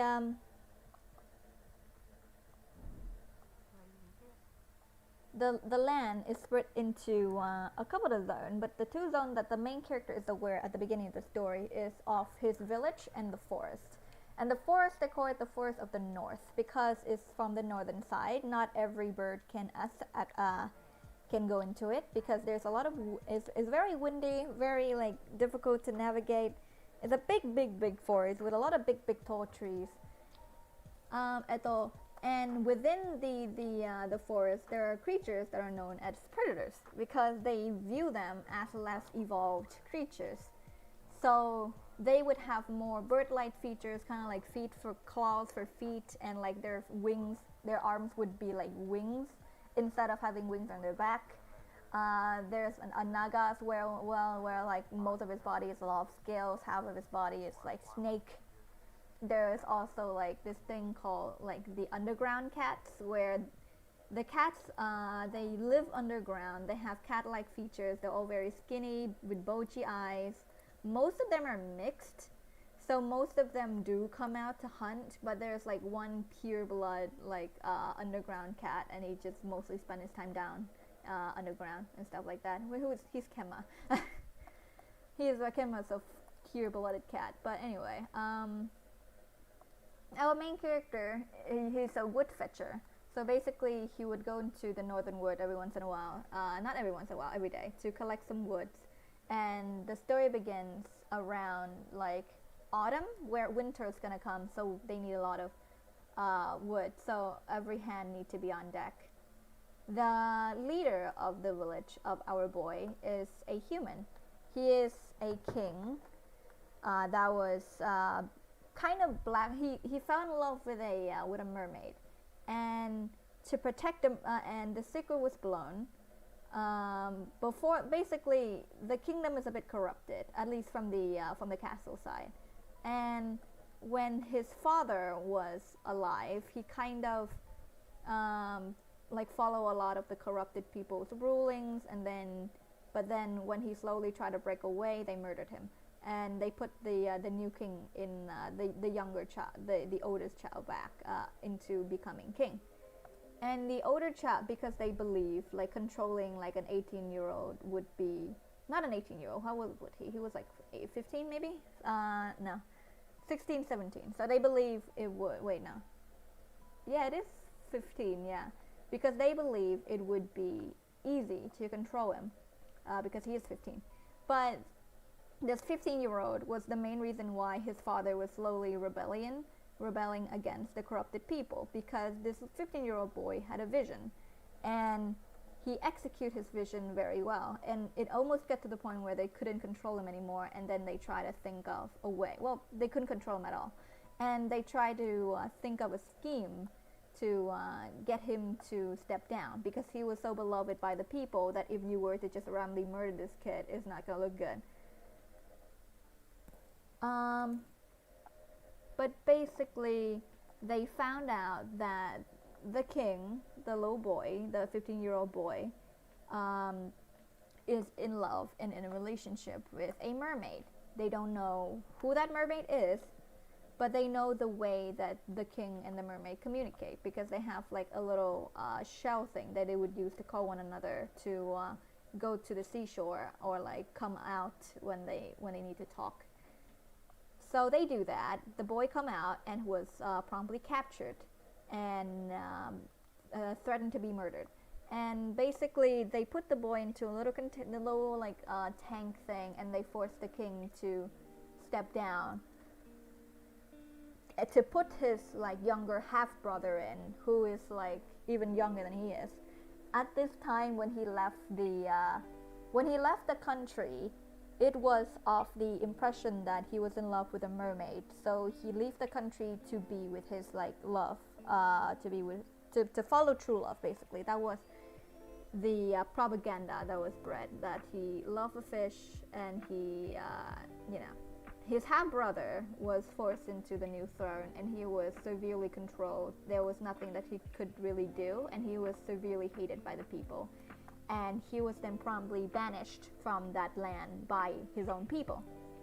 So when the younger half brother was walking around, he found the king, his older half brother, in the bird village that our main character is in, and they kind of not reconnect, but he was forced to live there, and people were kind of scared of him. He's Kageyama, by the way, and the king is Oikawa.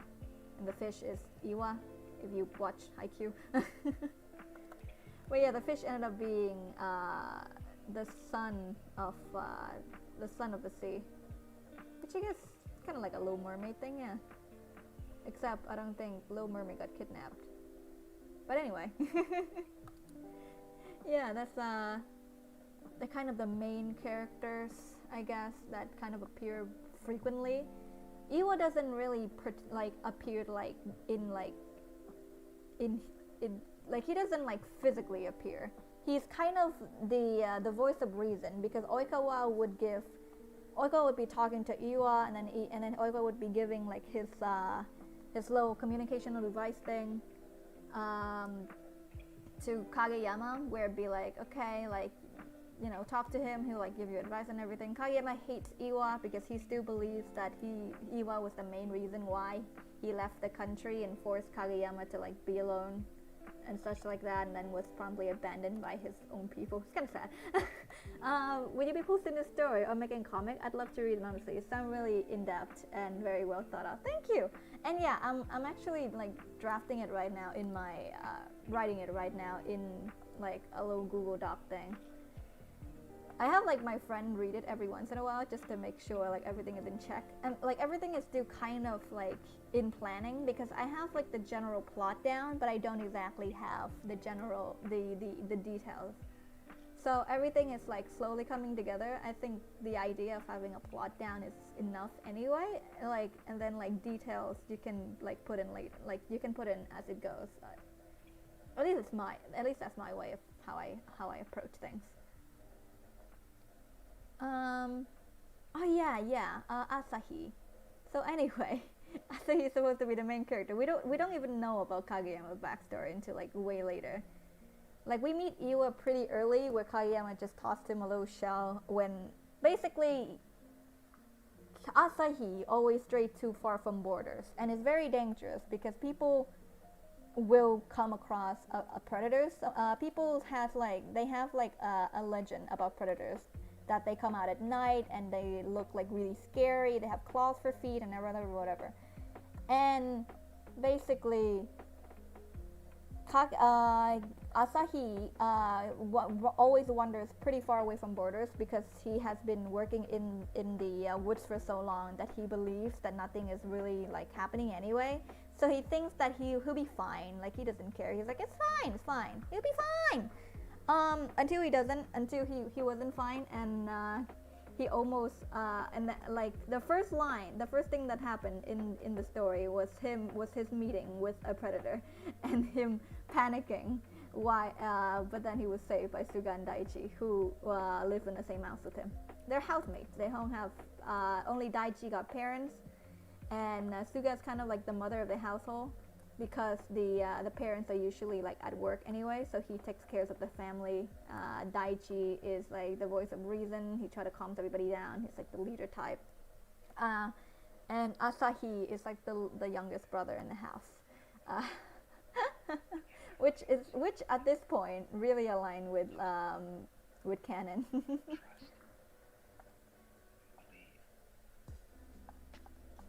What else? Oh yeah. So, and then after the town's meeting about it all, going to the woods, they said, it'll be fun, they said, basically. And the worst thing about it is that line applied very much to Kageyama, because he's a new person in town. His collecting wood route is literally a path people already pass out. It leads straight from the village to the river inside of the forest, and like it was surrounded with lights. Like it's like a path that people already made. Like they physically made that path, and Kageyama walks that path to quote unquote collect wood. But technically, Oikawa said that he needs to do that just to know what it's like to live, quote unquote, as a peasant life, because Kageyama has like a big like kingly attitude. But anyway, after the town's meeting, Suga Daichi saved them. They have a town's meeting about it. Like Oikawa said, it's nothing to worry about. We need all hands on deck because winter is coming. So like, Asahi just needs to stay the fuck away from like away border shit, and then we'll be fucking fine. And then even though he said that, Oikawa doesn't have a lot of faith in Asahi when it comes to like keeping that promise for him.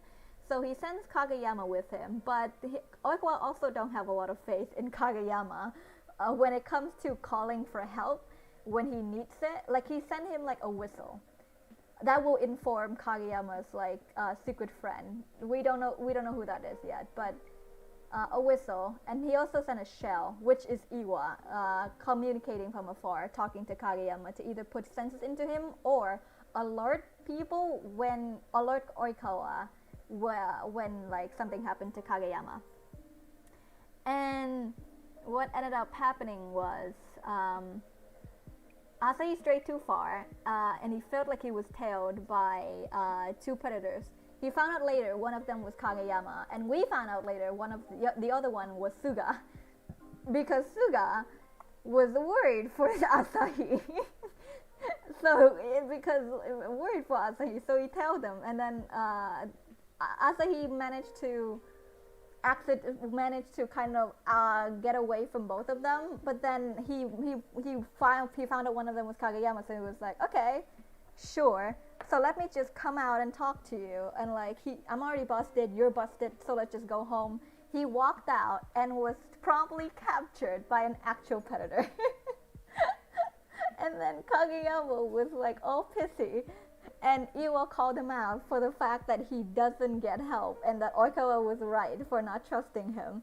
And Kageyama, out of pure spite and anger, just threw the shell to the ground. Like it just shattered to pieces, and he felt so bad. Like he tried to like put it back together, but it doesn't work, because of course it doesn't work. And then he was like, "Fuck it, I'll be fine." Fuck it, I'll be fine. Um, he wonders deeper, and then he was like, "Fuck it, I'll be fine." And he actually run into Hinata, which is one of the northern bird that people call predator. But Hinata was just fascinated that he could meet a human. And he was like, "Wow, you're a human! You're so cool!" And Kageyama figuring out that Hinata is kind of dumb and easy to kind of befriend and kind of like order around, he quote unquote asked Hinata to help him find Asahi.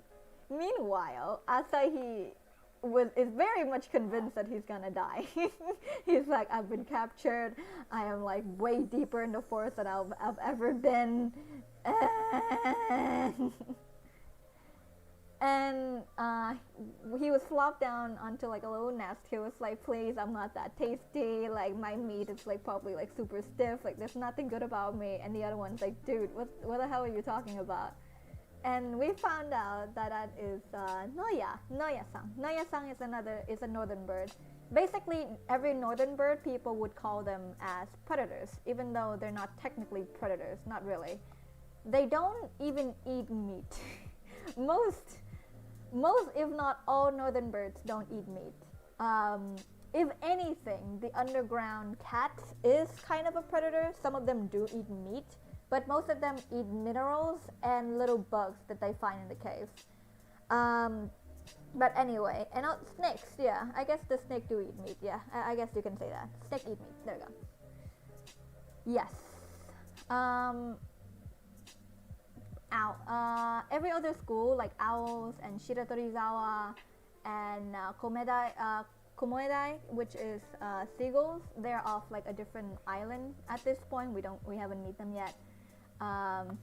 Yeah, but yeah, Shiratorizawa is of is eagle, so they kind of have like a pretty close knit connection with the humans, and that's why when the war eventually happened, Shiratorizawa was on the human side, at least for a while, before changing sides. So that's fun. Oh yeah, Noya-san. Noya actually met Asahi when he was younger. He was a small, scared little bird who didn't know how to fly, and he was just like stuck underground. He was just stuck like on the tallest trees, which is like where his nest is. Like there's nobody else on the nest anymore. Everybody's like already flew away, and he was like crying and scared. And Asahi went up for him, like flew up to him, and he gave Noya the drive and the motivation to fly. And then after that, Asahi never returned to that spot because that spot is really far in the forest. And Asahi is a bit too young to remember most of it anyway.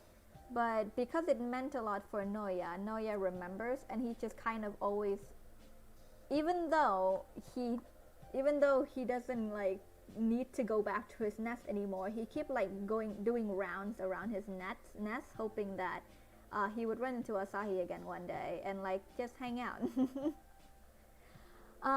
Okay, what else? Which is why Noya, which is the predator that Asahi met in the first line of the story, was like pretty excited when it comes to finding Asahi. The northern birds also have a bit of a propaganda against the southern bird along with the humans. They believe them to be hunters, because sometimes they would defend themselves thinking the northern bird, which is trying to eat them, so they would end up like hurting or murdering the northern bird. So they think they're hunters, the other one think they're predators, which, you know, complications happen. But Noya, because he met a southern bird, Asahi, and the fact that he was so kind, Noya tend to believe that words are just words and everybody is different. like he believed that yeah, there are shitty people, but there are a lot of good people in the world. So like it's not gonna stop him from like doing what he wants, basically. Uh, uh, Noya is kind of a close confidant with Hinata. Hinata is also the type of bird that doesn't believe in the concept of there are like Hinata literally just don't believe in the concept of having bad people in the world, at least at first, which is kind of a bad thing for him, considering he was easy to be manipulated by Kageyama to go around, to fly around the northern forest to find Asahi for him, with him anyway, with him.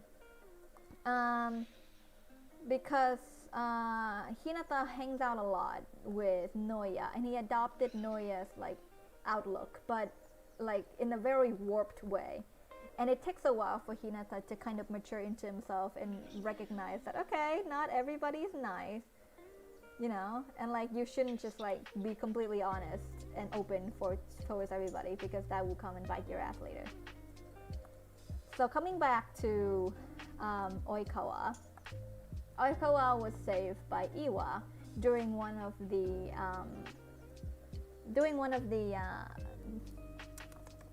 so the corrupted people, right? So during one of the corrupted people's like attempt to murdering the new king, which is Oikawa, he was they tried to sunk his ship, and he was saved by Iwa in the nick of time, and that's when they kind of like they kind of knew about each other.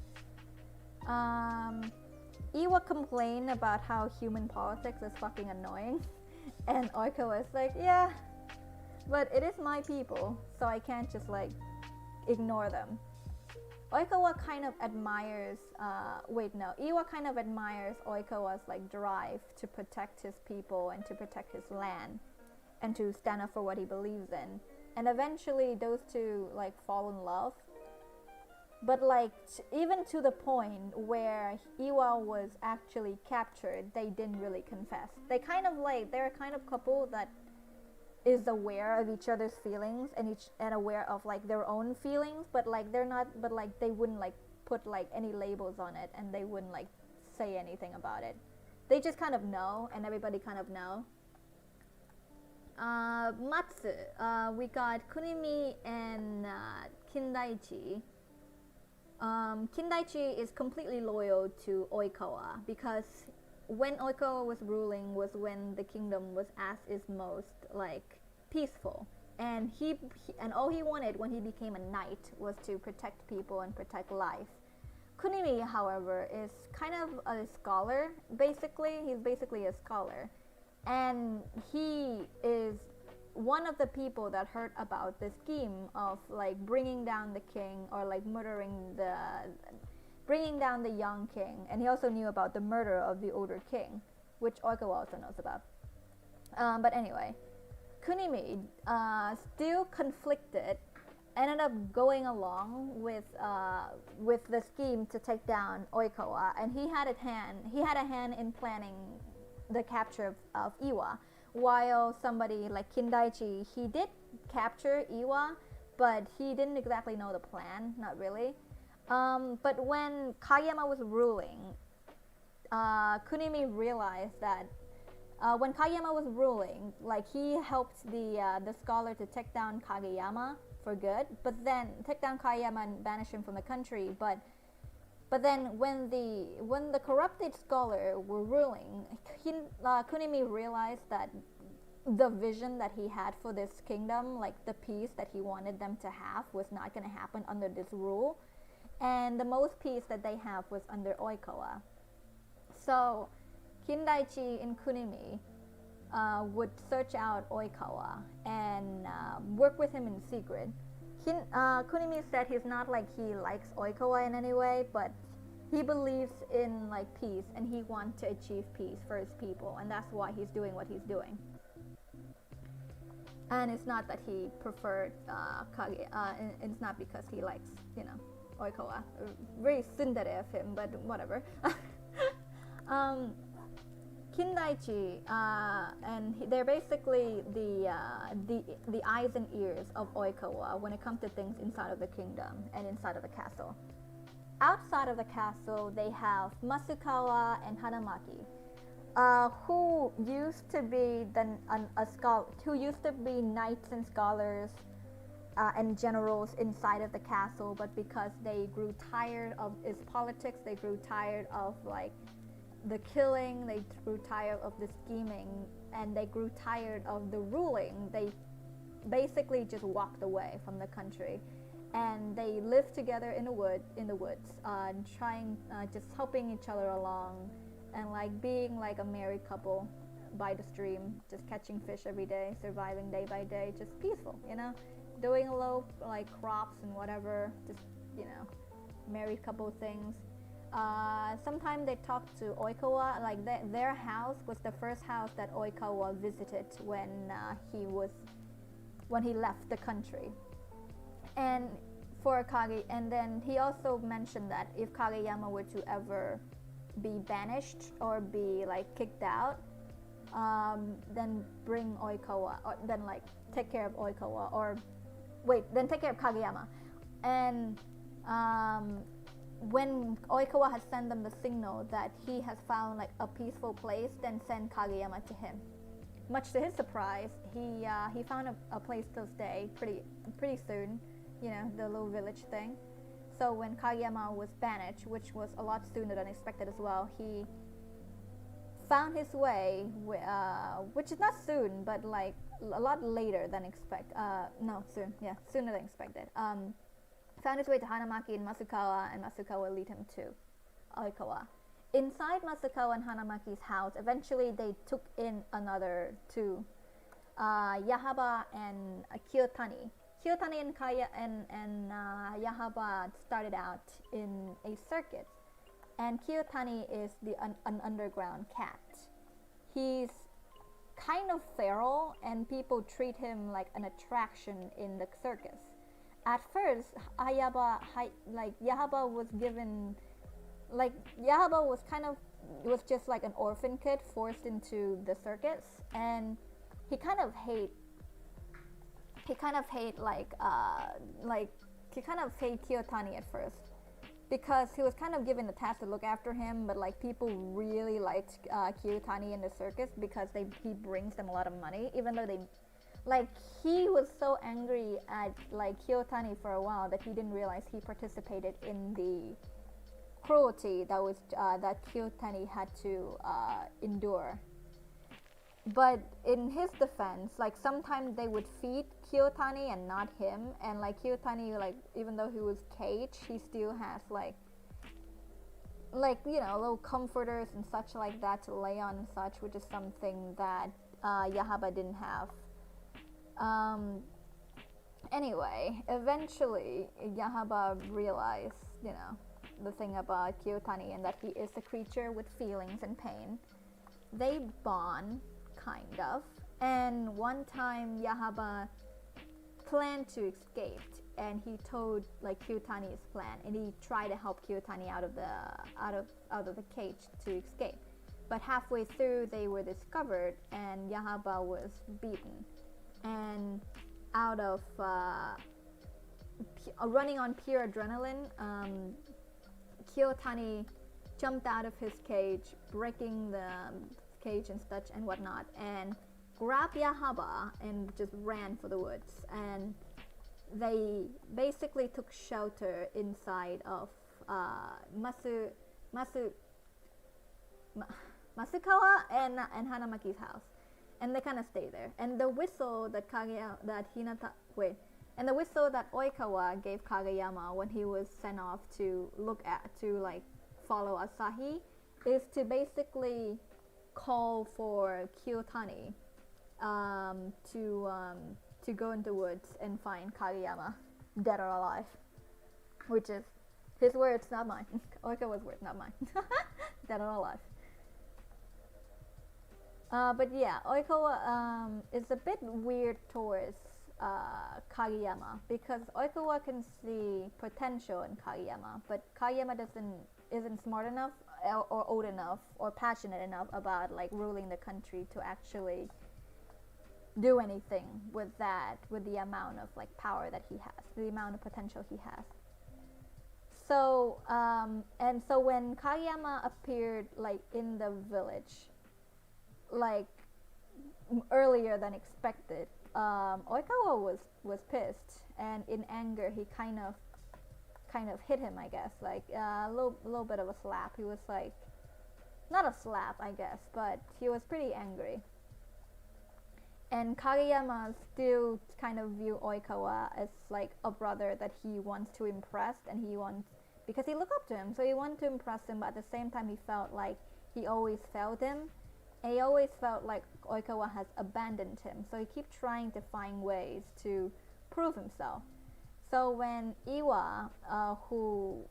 when he confessed to Iwa that he ran into a predator, and he saw the predator capture Asahi in the northern forest, Iwa told him to run and go back, and he said, no, like, you got your chance, like, at least give me like a chance as well, which is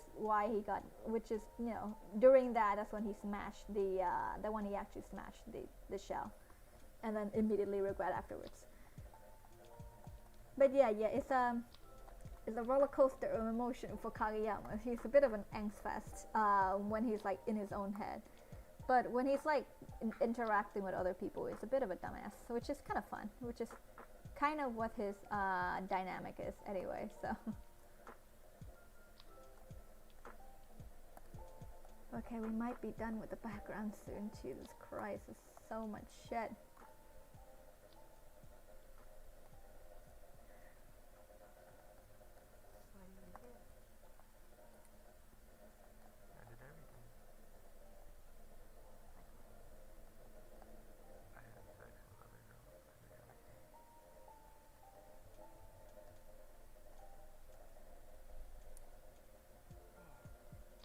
That was amazing. Oh, thank you.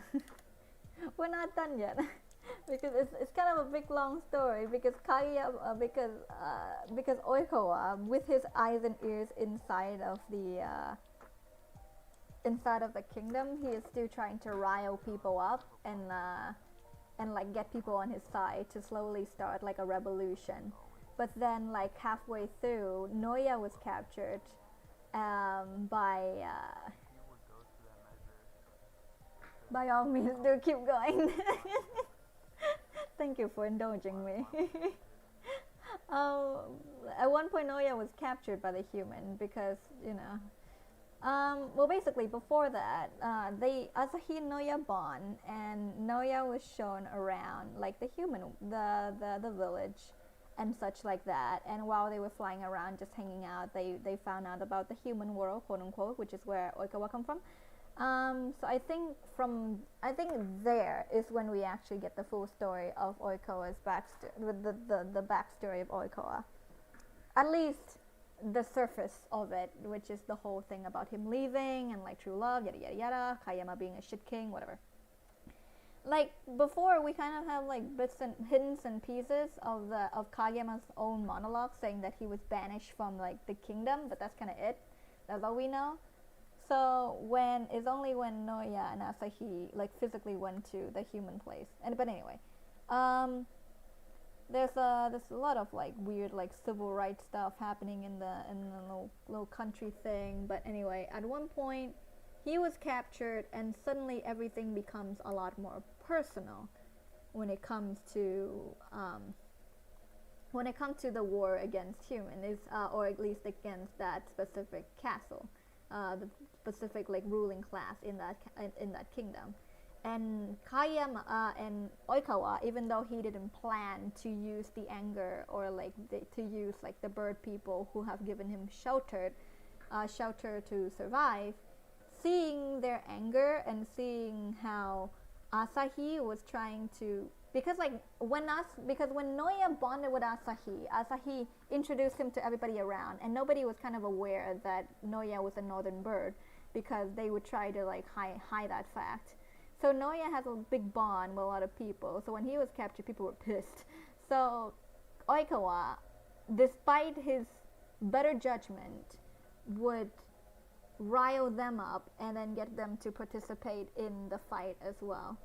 I haven't really decided who like the big villain would be, to be honest. Maybe like another faceless man, I don't know. But yeah, I haven't planned out the whole fight either, just the thing leading up to it.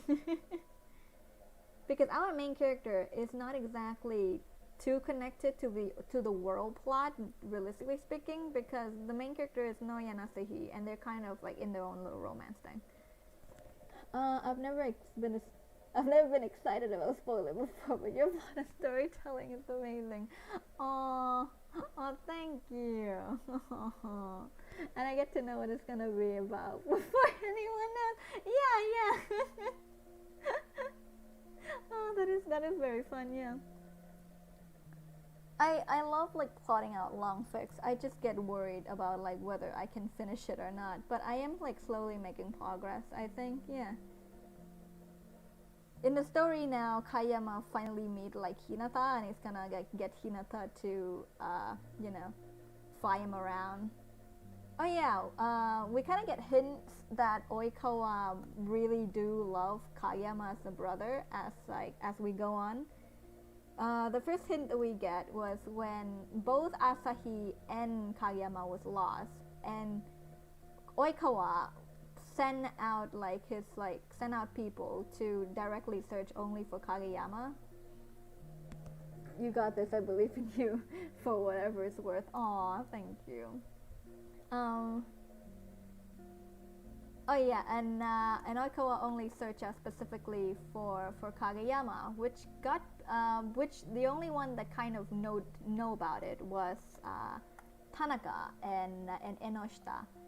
In the end, both of them came back home fine, so nobody really noticed it or like know about it, like the fact that Oikawa just casually just not care about Asahi, except for Enoshita and Tanaka. And the thing about it was that what was it?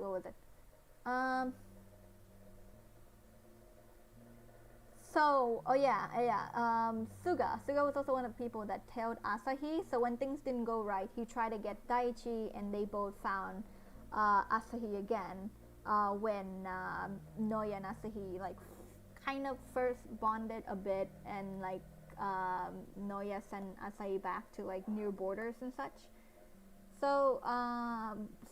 Anyway, Enoshita and Tanaka confronted like Oikawa about it.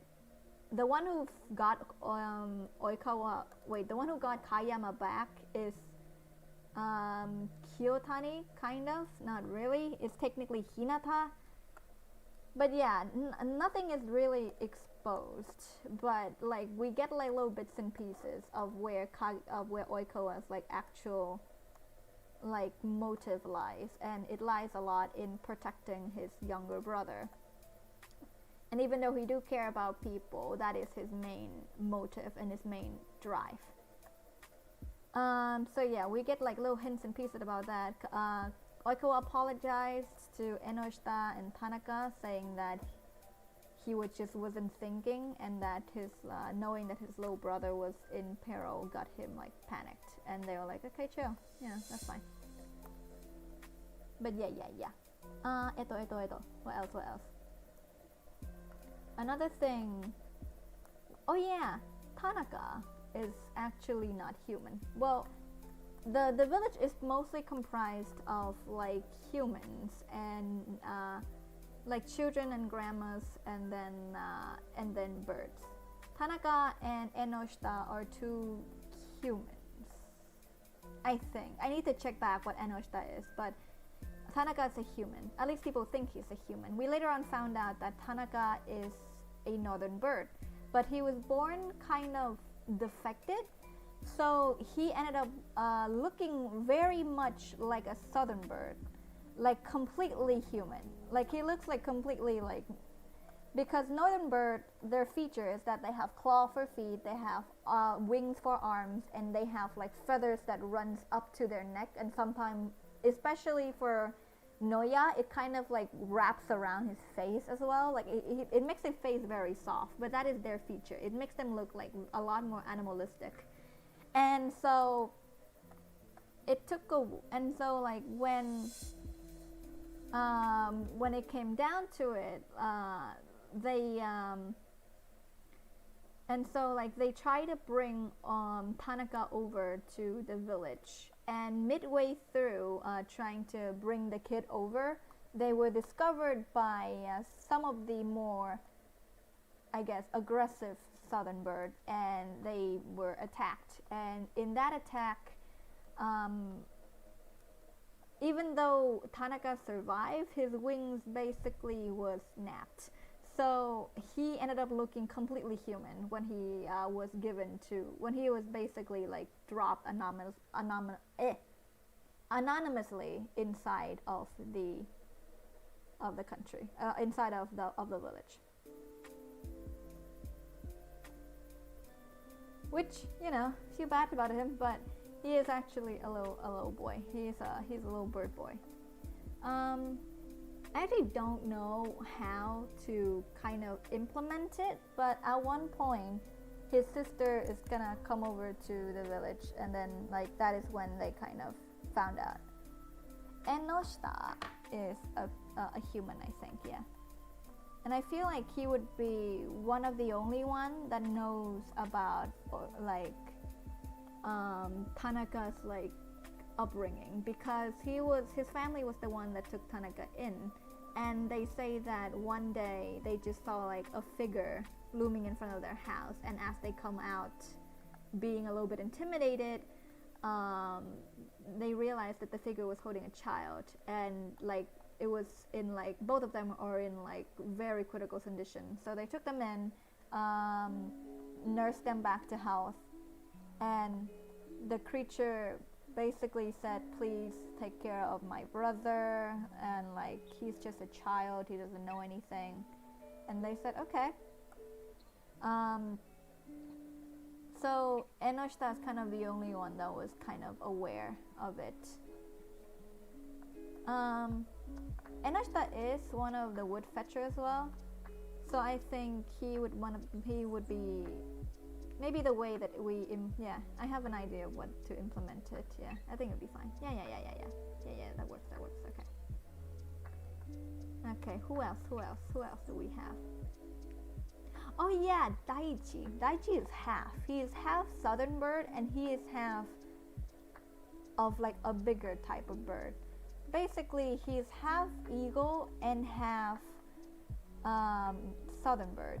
Southern bird features are that they look pretty much human except for the wings behind their back, and they have feathers for hair except for on their heads. Kind of. They have like, instead of just hair, they have just feathers. Basically they have like very few feathers except for their wings, and most of them are very small, like they have small wings. Suga is peak southern bird. He is a small petite boy with like pretty petite like small wings that flap pretty quickly. He's the peak southern bird.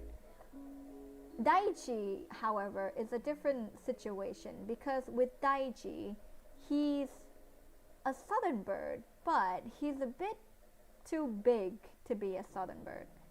He's a big boy in a very small world. Like his wings are like gigantic, like but like not as big as northern bird. Northern bird's wingspan is basically the biggest if you don't compare them to eagles. But Daichi's wings are no, eagle's wings are like smaller than the northern bird. Anyway, except for seagulls, yeah, some seagulls would have bigger wings than the northern bird. But anyway, Daichi had big wingspan, and for a long while he felt like he doesn't really belong in the and because like it's kind of like a hidden gene, you know, like he had a hidden gene of like a big bird, because like somewhere along his family line somebody slept with a big bird, and Daichi got there, and like it takes a while for that gene to express itself, and when it expressed itself it was on Daichi, and Daichi didn't really know what to do with himself, because he kept feeling like he doesn't belong. But like at the same time, when he do meet eagles, he realized he doesn't belong there too. And then as the story progressed, Daichi comes to terms with the fact that he is different, and that it's okay, and that he has people that loves him anyway, despite of how much he quote unquote doesn't belong, which is kind of the moral of his story. But yeah, he has his own family with like Suga and like the village people anyway, so like he's chill about it, he's fine.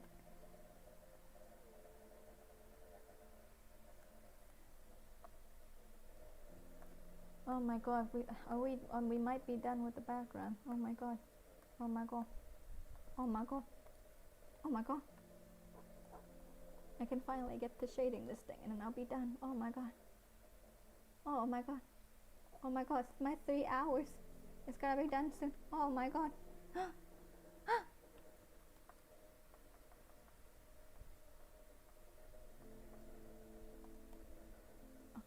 Okay. Oh god. So much flowers everywhere. That's not even that defined anymore. Okay. What other character? Do I have other character I miss? Shiratorizawa, they're eagles. Seagulls is Kamomedai, but there are not a lot of eagles. Seagulls. Seagulls are actually kind of rare. You're in the final stretch. Go. Yes, we're in the final stretch. The final showdown. We can do this. I can do this.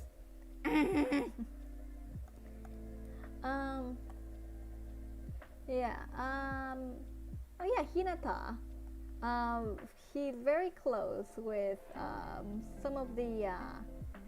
Oh yeah, one of the characters that I kind of really liked in the AU is Liev, because Liev is a mix. He's half of the northern bird and the underground cat.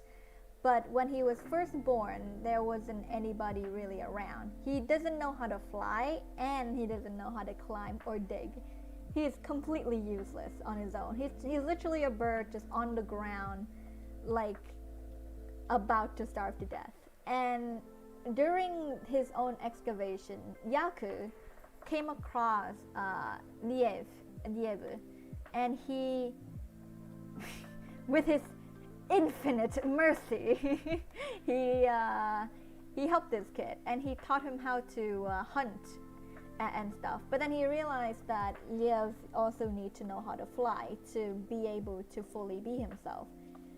And Yaku has a decent relationship with, like, a decent friendship with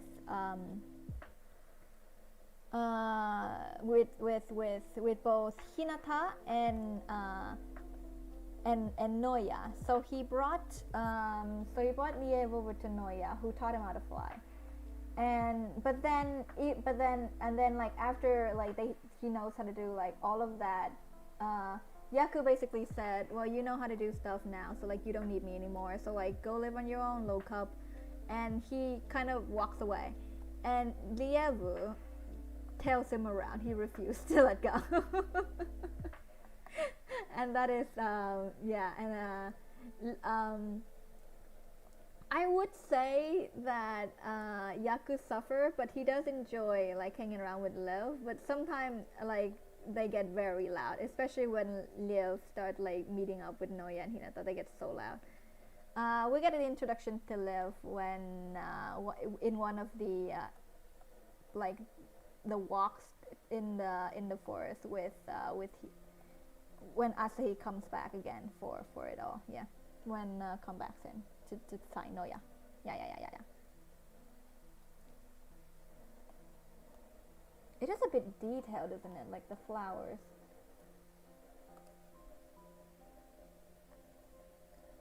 Should I just do this? Wait, I'm gonna try something to see if that looks good.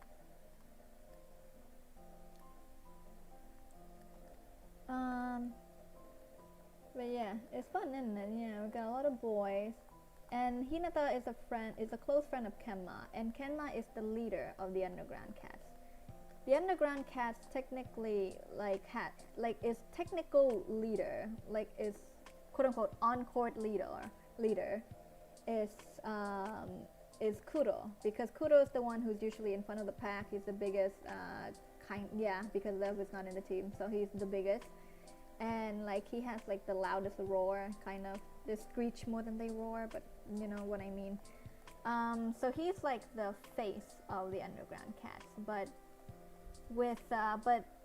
Kenma's the one behind all the operation, and he's usually not even outside of the cave that much.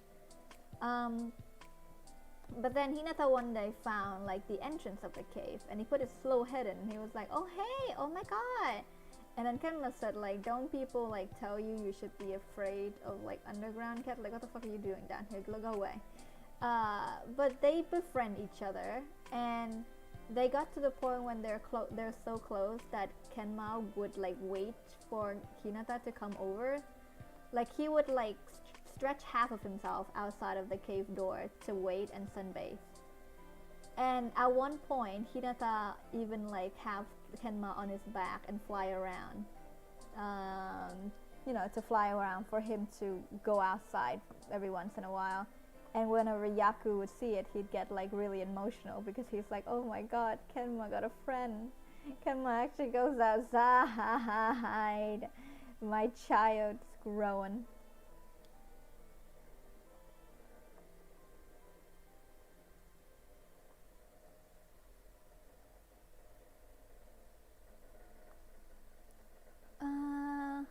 Yeah, they work. Yeah, I just need to clean them up a bit. Because I think having like all of the details inside is make it a little bit like off-putting, because they're so detailed compared to everything else. Makes it extremely off-putting.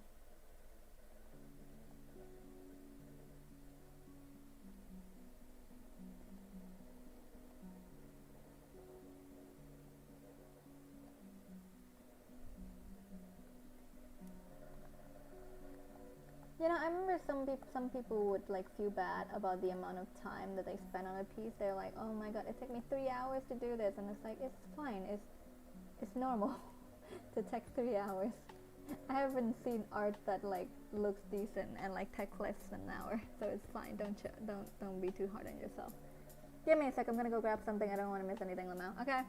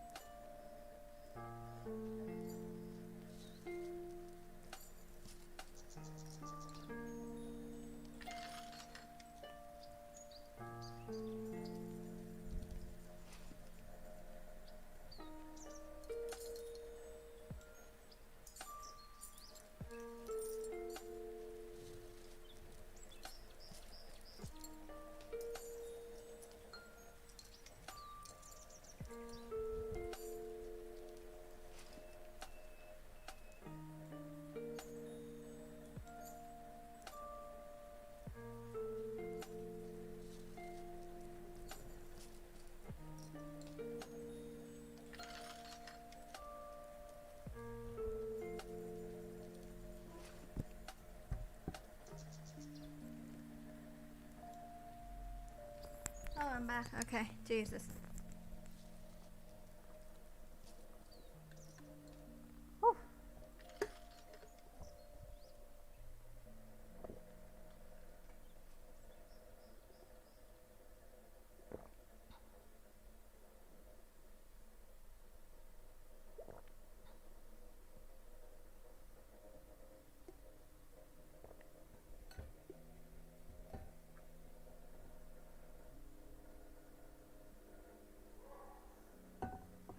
I'm back. Oh, here's that. Oh, hello. Yes, welcome back. Welcome back. Give me a second. I'm just noticing things that are dirty in my cup, and I'm a bit distracted by it. So.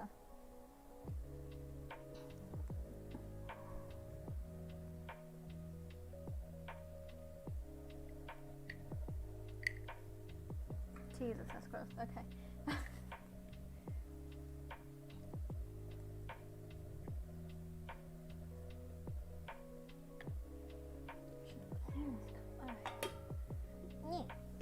Okay.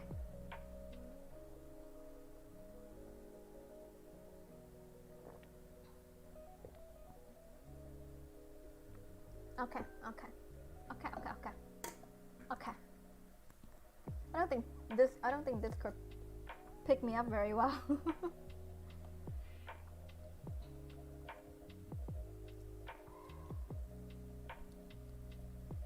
Okay, where are we at? What are we talking about?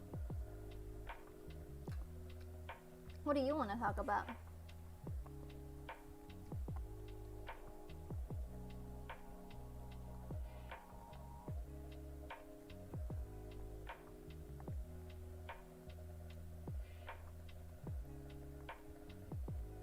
I'm just over here laughing because I keep responding to you verbally and forgetting that you can't hear me, and then I have to type. I mean, I have been directly responding, so it is kind of like we're on a call, but not really. I mean, because there's not like anybody in here other than you and I. So it is like a two-way conversation. So it's not weird.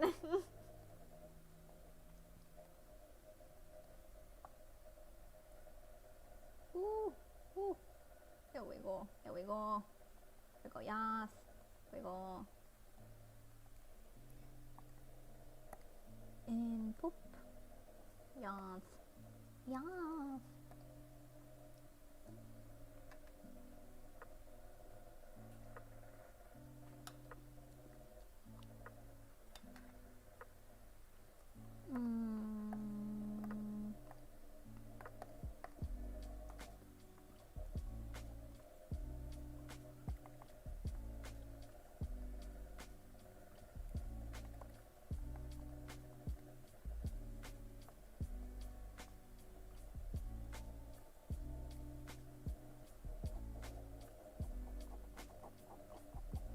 How does one do blush? Okay. Blushy, blushy. What is your first anime? Like, what's the first anime you've ever watched? I think my first anime was personally Naruto, probably. And I don't remember why. I think I just like to. Well, it might not be. I don't remember. But Naruto is the one that kind of like stuck in my mind the longest. I don't exactly know why it is the way it is. But yeah, Naruto is kind of like the thing that I remember the most from most of my childhood.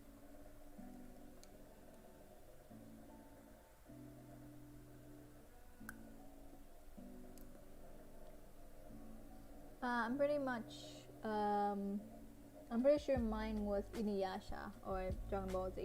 Huh. Inuyasha, interesting.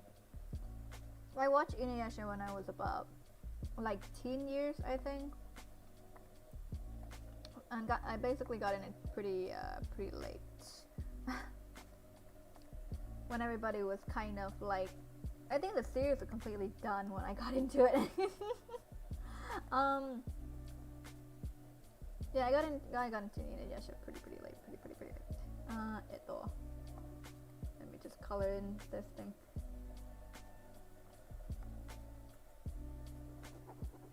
Dragon Ball Z is a pretty interesting one because I think that was one of the few like comics that sorry, not comics. One of the few like actual anime that I've watched, kind of. Basically, not anime. Sorry, one of the few manga that I've read in my lifetime, because basically, my cousin is a big Dragon Ball fan. When I was younger, when we were pretty young, it was like a serialized little manga thing in our like local bookshop and such, and he would like wait like weekly to go and buy it as it comes out, and like his like I could still remember his father said that it was his father saying that was kind of his like obsession at the time. And I think he still has most of the collection, but I think most of it's kind of gone as well. I still have like I still have some of the ones that I borrowed from him. My family kept saying that I was younger. I kept saying, yeah, my family kept saying that when I was younger, I kept saying Inuyasha was gonna be my husband when I grow up. Ha ha ha ha. That's cute though. But why Inuyasha? Why him? There's like other good boys in it too. But Inuyasha was a great boy. It's a great boy. Sweet boy. When he tried to be, anyway. I can be a bitch when he wants to, but when he tried to be, he's a good boy. It's a good boy. Sweet child. I remember liking Shishomaru when I got to watching it, but it is like I did have like my phase of liking like quiet mean boys at the time, so I'm not too surprised that was the one that I gravitate to.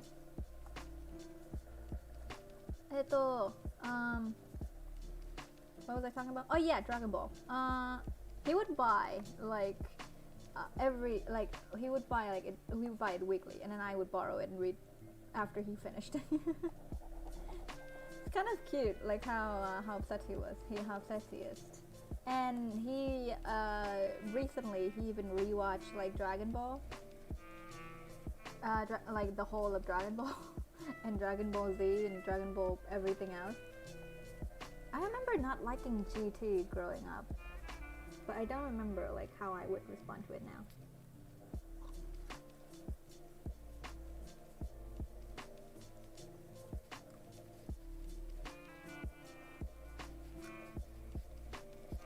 I'm sorry if you're hearing things other than my voice, because I'm eating. Kind of. I'm chewing on chocolate powder, so not technically eating, but kind of is eating.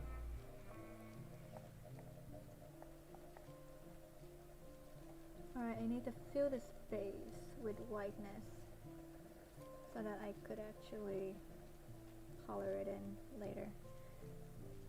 Not really color it in, but you know what I mean.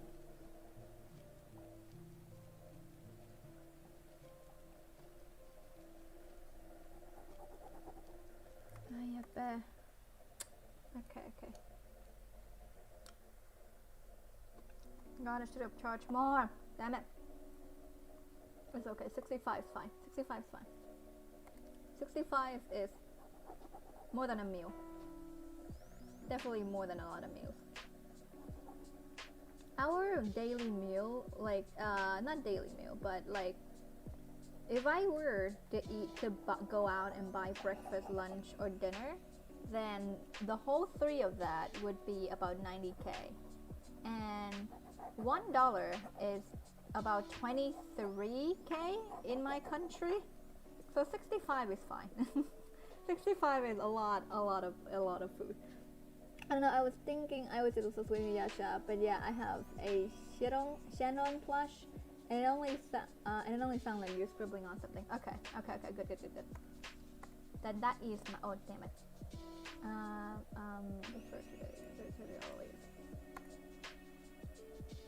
Then it's probably just like my little tablet thing. It's kind of fun when you hear it scrap, because it makes you feel like you're drawing on like a pen, a little pen and paper.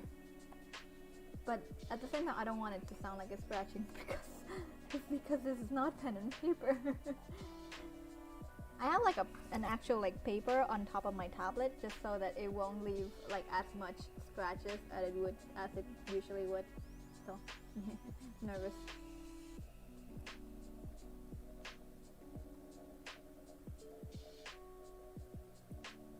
My god, I applaud whoever has so much strength when it comes to background, because I don't have that much strength when it comes to background. Yeah.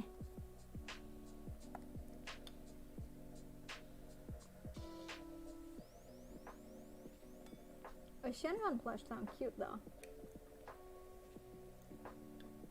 I love plushies. They're very soft and very small. I have a Bakugo and Deku doll, which is basically just a plushie, but it's very stiff, and you can like put different clothes on it, so people call it a doll. But I got them, and I also got, my friend also sent me a little plushie of Bakugo and Deku, a Bakudeku plush. Yeah. Damn, I did the verbal responding again. What did you say?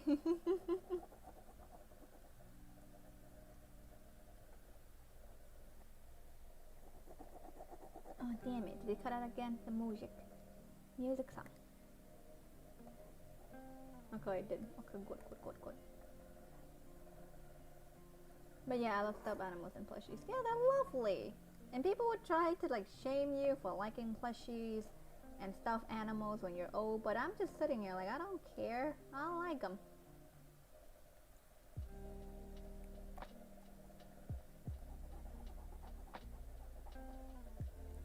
My entire shelf is filled with them.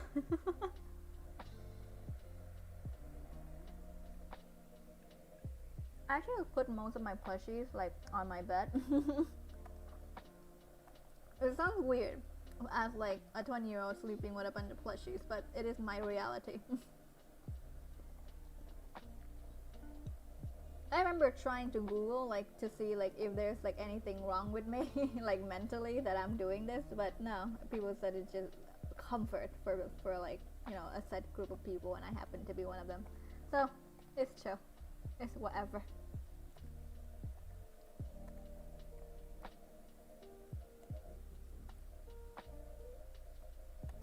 Yeah, go better. Seeing better. Screw those people. Stuffies are such relax and stress reliever. Yeah, exactly. Fuck them. Plushies are great. They just don't know the greatness of the plushies. Even though we're on the last stretch, it seems like we're still so far to go.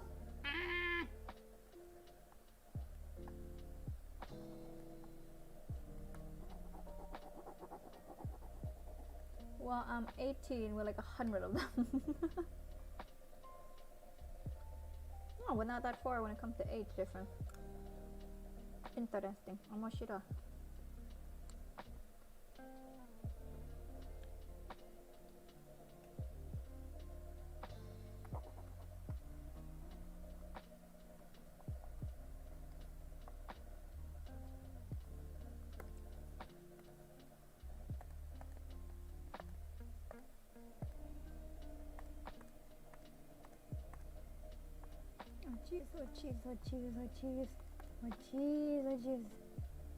Oh jeez, it's like playing some.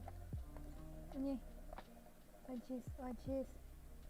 Yeah, I just turned 18 by the 25th. Oh cool. I turned 20 by last October. 15th of October was me birthday, and I turned 20. 20 is a weird number. Same with like 18, because like you would think like something would happen or something would change, but like it's just another birthday. Like yeah, you know, like you yourself change a lot like throughout the years, but technically speaking, it's like the age doesn't really matter. Sometimes you would meet like 18-year-olds that are like pretty mature for their age because of whatever circumstances they have to go through, but then sometimes you meet like 30-year-olds that act like fucking 5, and it's like, and they're your boss, and you're like, okay. Sure, thanks, appreciate it. Oh wow, our birthdays are close too. Yeah, pretty close. Yeah, you're 27, fuck, 35, and I'm 15, like 10 days apart. I think 25. I think like you're closer to my dad's birthday. I think he was like around like 30 or 25 of October. I can never really remember correctly, but it's around that time. It's around that.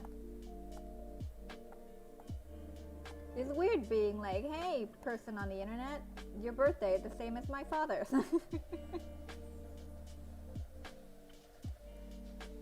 Eto.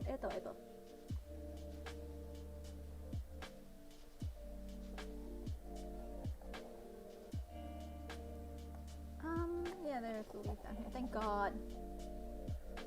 Big areas. Cover all the big areas.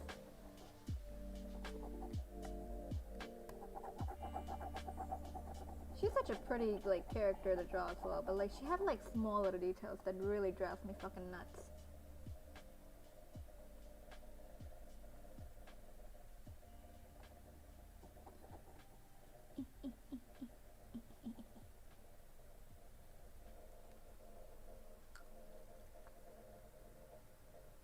You're fine. We've been talking about everything else, so why not?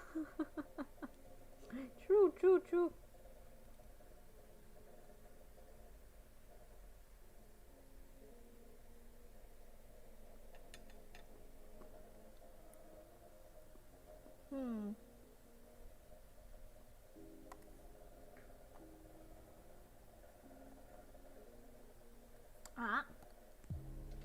Okay, the music's back.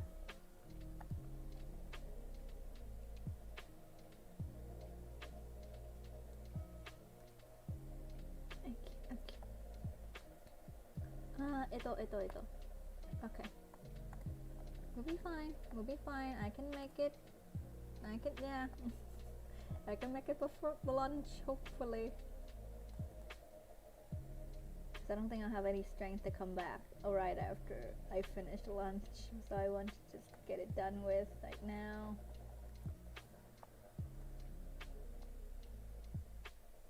This piece is killing me. Why did I ask for such low prices? Well, not low. 65 is fine.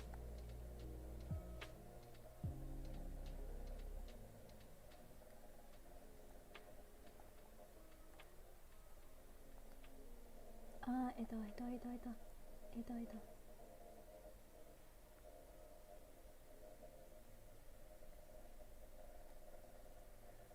Is it weird that I'm more comfortable talking to a random person online than I'm talking to people IRL? I'm a very anxious girl. I know that feeling though. To be honest, fun fact, humans are actually more comfortable with speaking online, mostly because you get more time to kind of like process your thoughts. Like there isn't a lot of pressure to just like speak and whatever. And sometimes like sometimes people feel like it's better to express your thoughts online because you don't get the repercussion that you would like IRL. Like for example, if okay,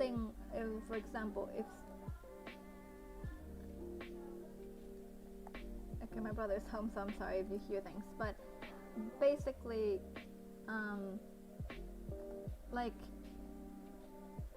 like if you were to say something like, oh, I love Shrek, and like Shrek is love, Shrek is life, like you wouldn't have like somebody coming over being like, oi, what was that Shrek love thing, like next thing in the morning, you know? And plus, like I think like face-to-face communication, I think just the human face in general kind of strikes people with fear sometimes. Like I get quite uncomfortable like sometimes going on like video call, but I'm fine when it comes to like normal calls and such. Dude just walked in and took his shit and walked out. What? He didn't even clean the little mattress that he got there. Little asshole. Yeah, he brought most of his plushies down too. Little asshole, leave me nothing. That was my talking about my brother, by the way. But yeah, I think that's why. But yeah, I don't think it's weird. I think it's very relatable for most people online anyway.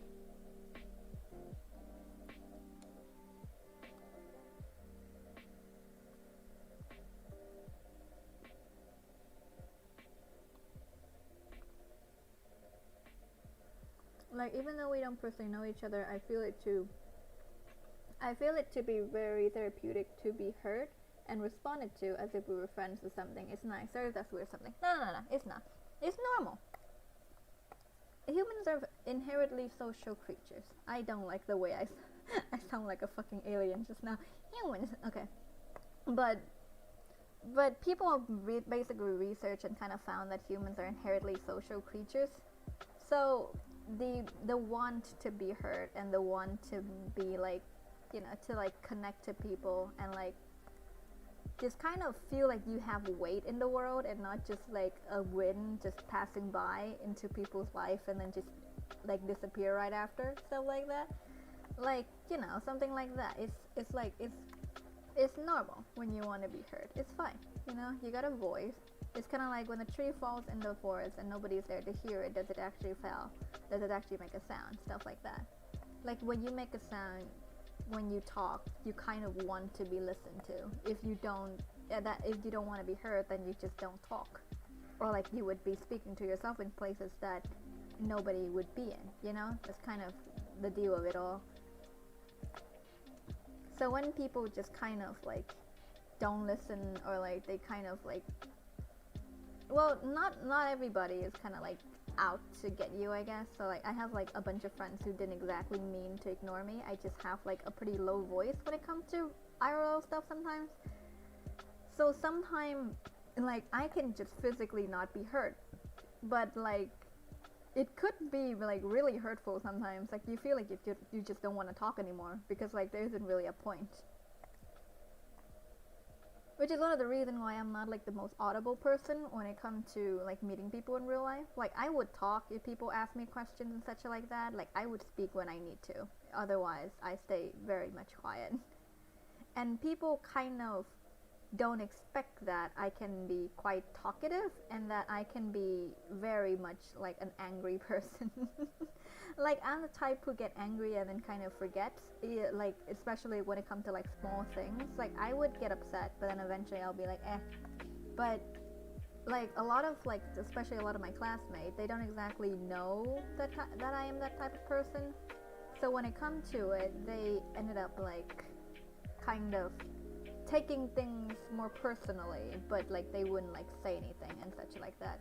And it's like, okay, chill, but like communication is important. That's how you know people. And when you don't communicate, you don't know people. And when they don't let you communicate, you know, like telling them like what you want, how you feel, like what kind of person you are, stuff like that, like it makes it very difficult to kind of connect and make it feel like the idea of like putting yourself out there and the idea of connecting with cool people like being a lot less appealing. Like even now in real life, sometimes I would speak and then I would think that people just don't want to listen.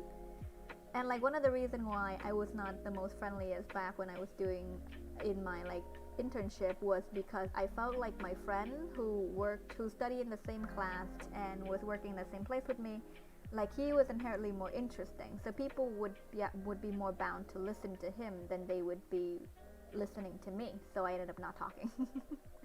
Which kind of sucks because, you know, you kind of miss out a lot on like connecting with people and such like that.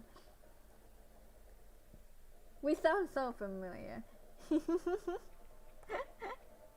Yeah, we do. It is, you know, or maybe I'm just reading thoughts from your mind. Who knows? You don't know. You might never know.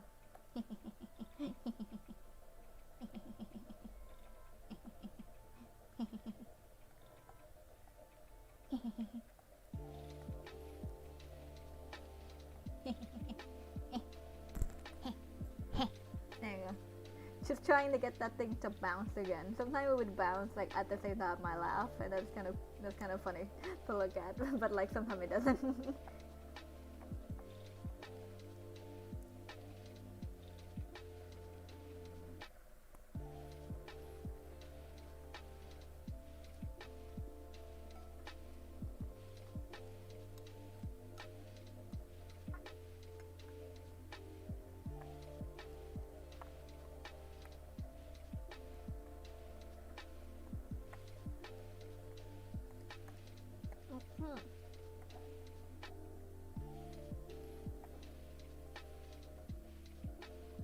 Wait, no. Oh, thank God. Okay. I misclicked. I panicked. Has Rim been a mind reading alien all this time? I might be. You never know.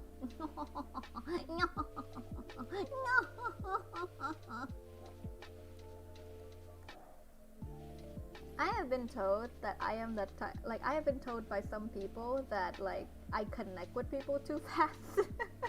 like, we would know each other for that long, and then, like, suddenly, like, they would be, like, sharing info that they wouldn't share for anybody else with me, and I'm like, yeah, I guess I just have that effect on people. Which is a strange thing to say, but, you know, whatever.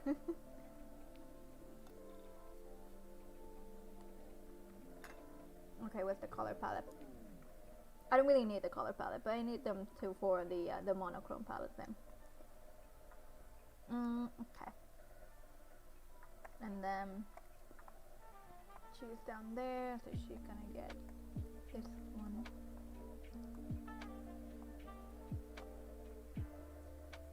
I'm thinking, so this is kind of more like the anxiety of it all that's kind of like creeping up behind her. Look at that. Ba, ba, ba, ba. And she's just like, just a few space, but for her it's something else. It's a lot darker. It's a lot more wow. Scary.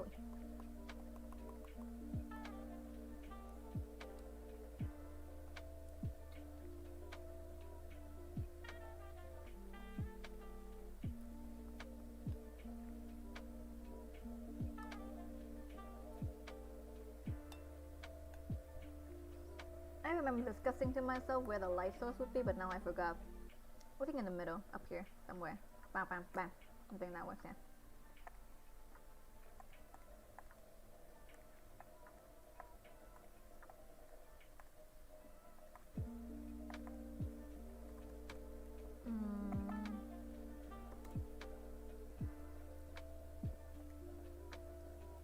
It must be nice. I try not to get attached too quickly because I think I might have separation anxiety, and I don't want to seem clingy when I'm really just scared. Oh, I feel you. Oh shit, my little layout is flat. Go over there. Get over there. What are you doing? Get back here. What are you doing? There you sitter. Get back here. I know how you feel though. I am personally the type of person that kind of how do I say this? I don't get attached quickly. It took me a while to actually get attached to people, but I kind of connect to people quickly. Like, basically, I think I might have used the word connect, I don't remember, but what I was meant to say was that I connect with people quickly. And by that, I mean, usually when you meet people, right, it takes a while for you to really open up and talk about like things that you're scared of.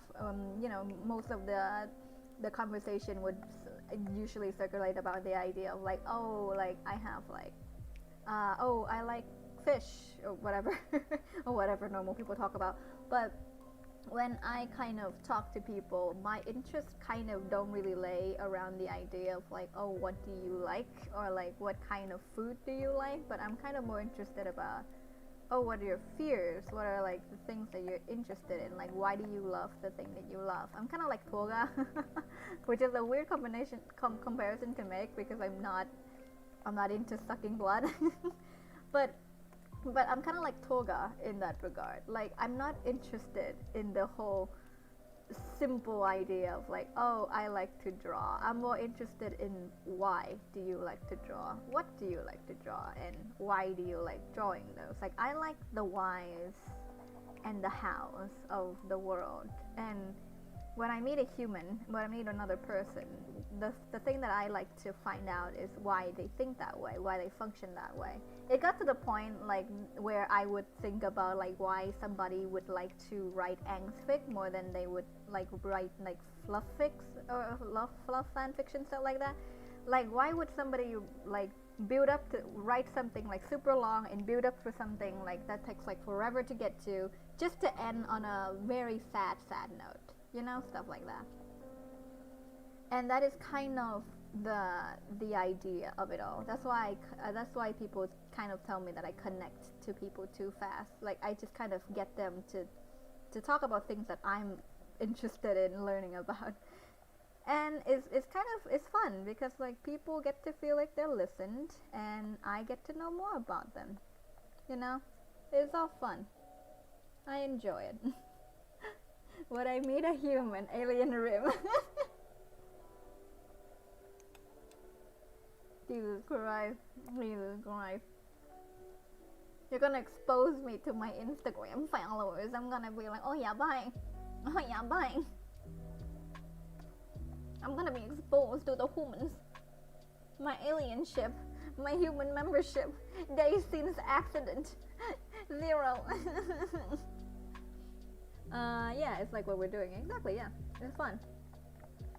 It's kind of like that meme where one person would ask like, hey, do you want to talk about emotions? And the other one's like, no. And then one of them jump in like, I do. We know. I'm sad. We know. That meme. I don't know where it comes from, but it's all around Tumblr. And sometimes people would draw like their characters, characters in it too. So it's everywhere. It's everywhere. It's everywhere at this point. Where's my reference again? There it is.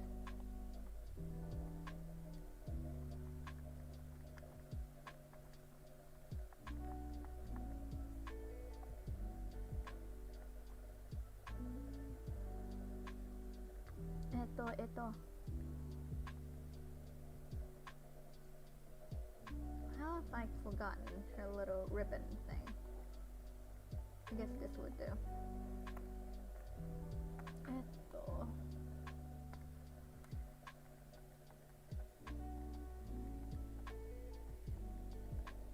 Oh wait, no, the sun is the other way around. Fuck. Damn it. The light source, not the sun. Damn it. OMG, yes.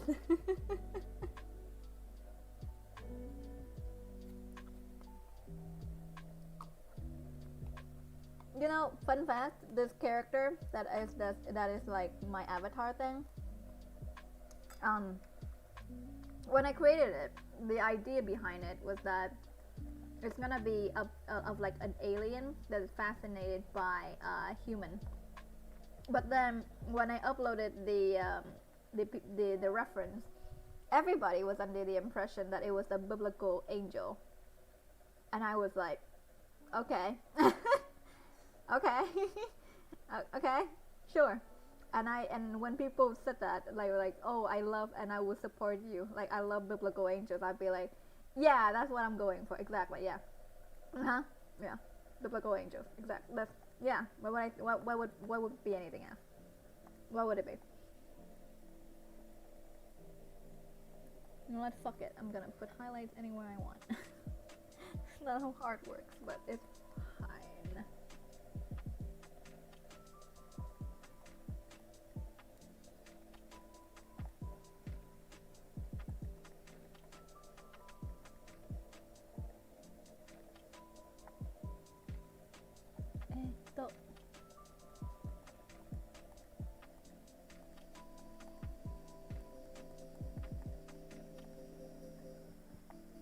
I kind of don't like it, but it's fine, it's fine, it's fine, it's fine, it's fine, it's fine, whatever, it's fine.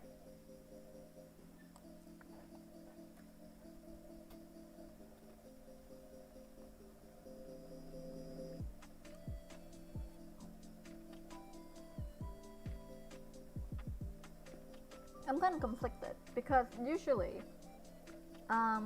character with brown hair also is colored black, but I don't know if I should do that for these girls because both of them have brown hair. You got this, take your time. Thank you. But yeah, I don't know what do I do? How do I do this? Okay. Alright. Well, do this our way. Do it the rim way. Rim way, my way, highway.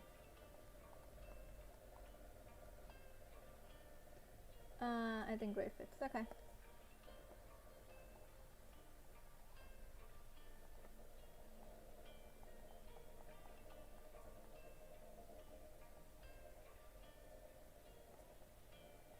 Look at her. Look at a little girl with little twin tails. Little swirly twin tails. She's adorable. I don't know they didn't try with black. Yeah, I was actually planning to do that.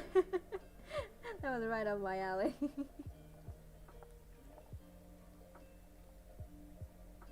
I'll see if I have the strength, and then I will.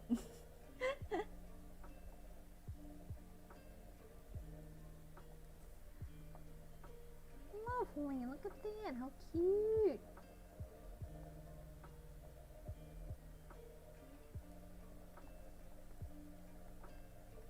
She's adorable. I actually love drawing her. I love like drawing like cute things, and she's one of the cutest things in a while that I have to draw. Heavy emphasis on have to.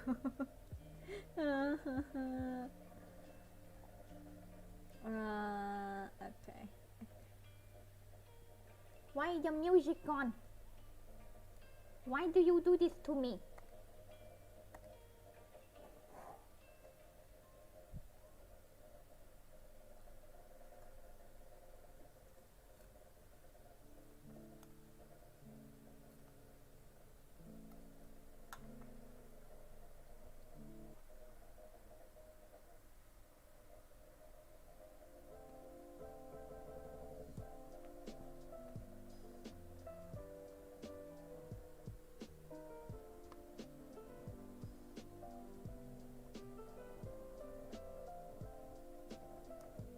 Okay, music back.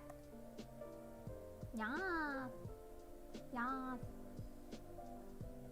Okay, hopefully my voice is loud enough to hear with the music on, but I think it's fine.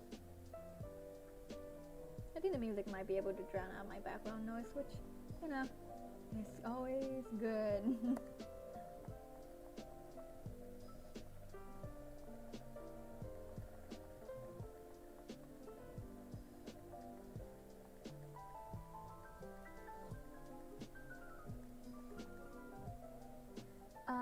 I'm looking at your thumbnail flick and your current backlight. Wow, we've come so far. We've been talking for a while. Yeah, we've come really far. Oof. That was when that thing is what I sent to my client when I sent them the sketch. And then this is where we are now. It's pretty far apart. I'm amazed how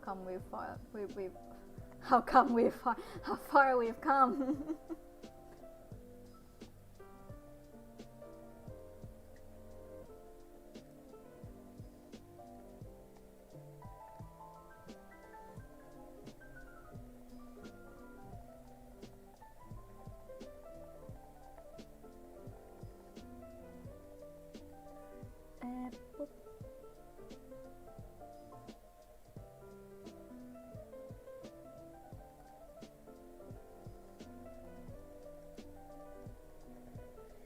The last I looked at the time it was 9:50 and now it's 11:50. Yeah, it is 11:50 for me too, but in noon. So I'm sorry, I'm keeping you up.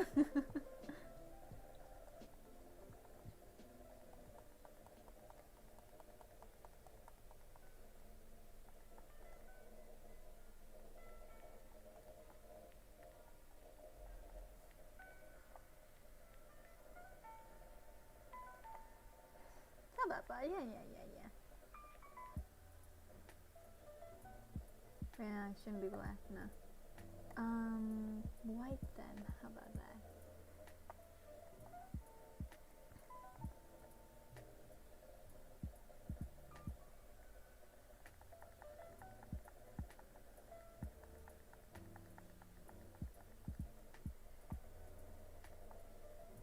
Yeah, that's better.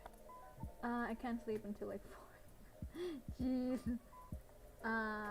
Like the sleeping thing, the sleeping disorder thing. Like I don't remember what it's called right now.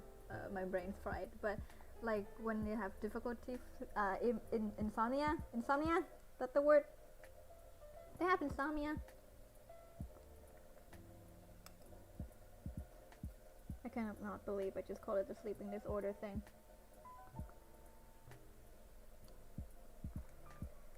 Oh, you said you don't sleep. Damn it. Damn it.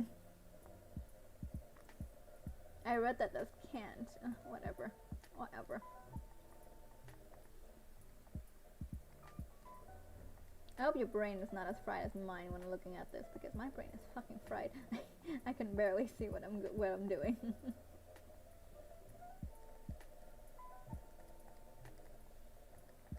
Pretty sure tone scraping is after the fact, not during it. Oh jeez. Okay. Whatever. It looks fine. It looks fine. So fine. So great. Great. It looks great. Lovely. I love it. Moving on. Maybe I do, but I think I just fight sleep and sleep up.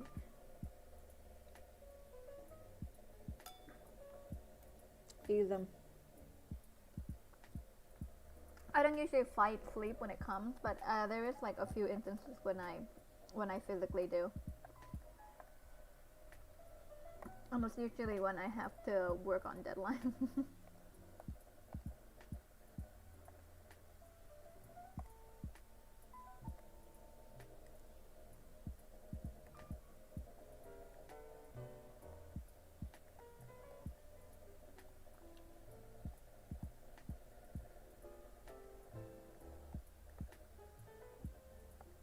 I'm a very determined fighter.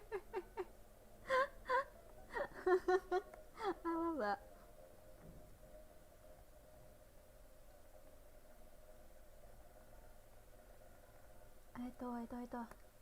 Oh, yeah, bye.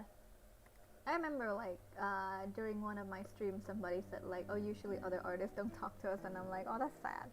What's the point of a stream if you just don't talk to the people in stream? You know, what's the point? I shouldn't be the one saying that, considering halfway, like most of my stream was just me being silent and having nobody in it. Where's my reference?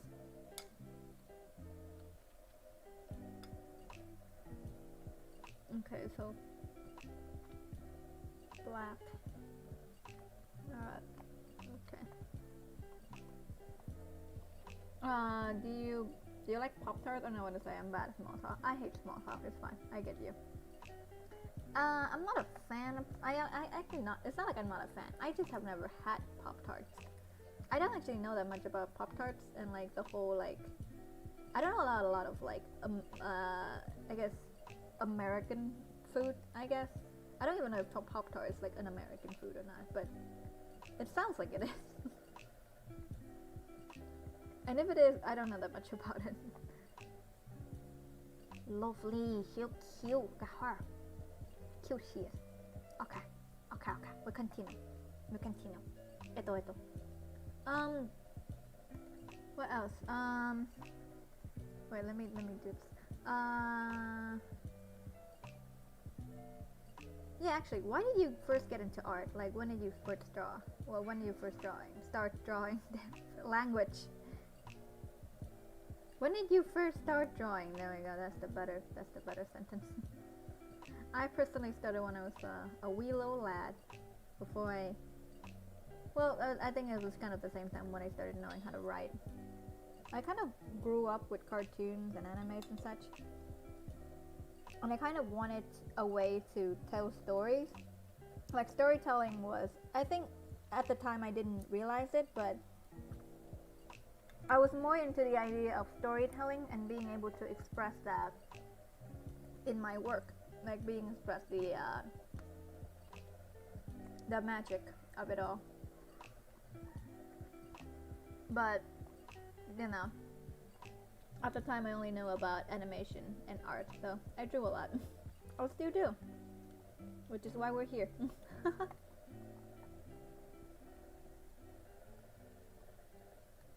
I mean, I love art at the end of the day, but at the same time, I don't think little me getting into art really knew what was the most important thing, or what was the thing that I liked the most about like the art.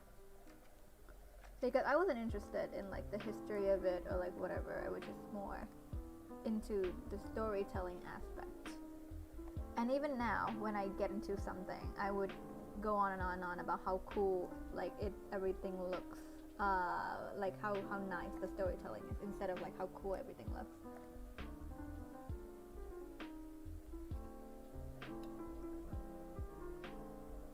I think I first started when I was in 3rd grade. I always liked the idea of character design and development. I get you. Oh, I was so into character design that my mom thought I was more into like fashion design, and she kind of like recommended me to go on that path, but I was like, no, why would I? Because not like it's bad or anything. I'm just not the person for it. I was actually awful at first, and I traced a lot, but eventually I found my own comfort zone and got into it a lot. Yeah. I mean, I think it's fine when you trace at like a beginning level, because that's how a lot of people started learning. I think when I started, I was also tracing a lot of like poses and such, because you look at it and you think you got it, and you never really have like professional training, so you don't know like how to actually apply what you saw onto your own paper. So the only thing left to do is to trace it and just kind of work backward, you know? And I think like people was a bit unforgiving towards tracing a lot. I mean, like when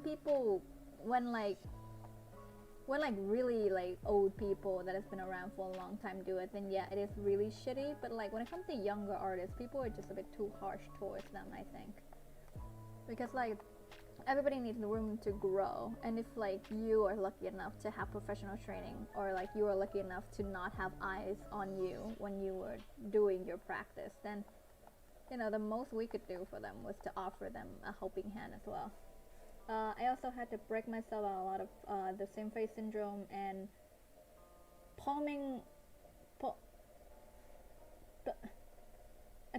and same face syndrome and palming all of my characters are the same thing. Same face syndrome is a big problem in the art community, I think, and I think one of the most toxic way of thinking is when people go, "It's my art style." Like, no. It's kind of like saying, it's like you look at humans and they all look the same. That's not an art style. That's just you refusing to learn. Like, everybody has so much potential, but when they limit themselves, and when everything just kind of go downhill. And people limit themselves a lot. They just kind of like, I think it's pride that start to kind of sneak into people. They believe that they're being shamed or something, so they kind of start to be a lot more defensive with their work, while in reality nobody's really shaming them. Most people are just trying to help.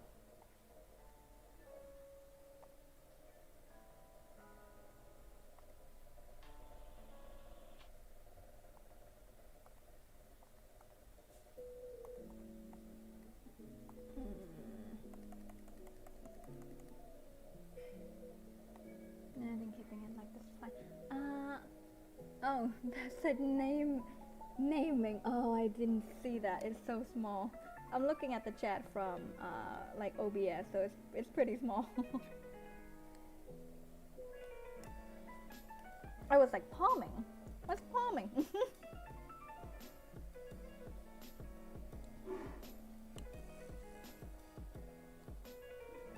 You know, when it comes to creating characters, I actually have like a bit of a pet peeve.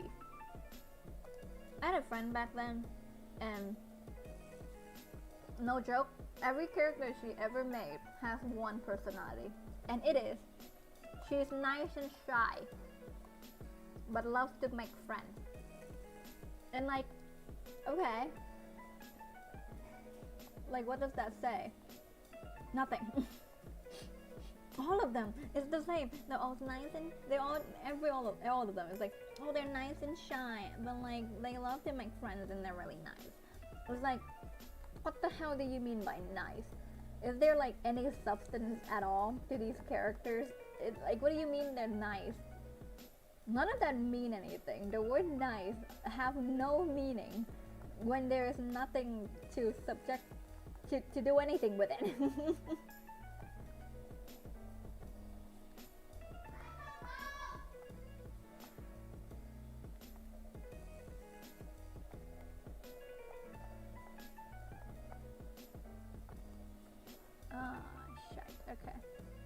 Yeah, it's fine. It's fine. So I need to go now. Oh no, lunch has actually came.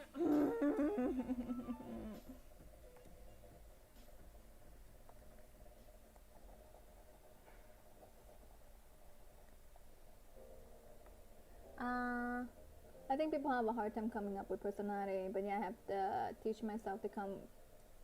So I came from tracing to look at something and drawing it to getting my own ideas and trying to execute it. Yeah. It takes a while, you know. Give yourself time. Don't be too hard on yourself. That's what I always say. It's good to be hard on yourself, but you know, don't beat yourself down. Give yourself time. Like I don't know, I actually find it rather easy. Yeah, I don't know why people have a hard time coming up with personality. I guess they might just not meet a lot of people in their life or something. I don't know.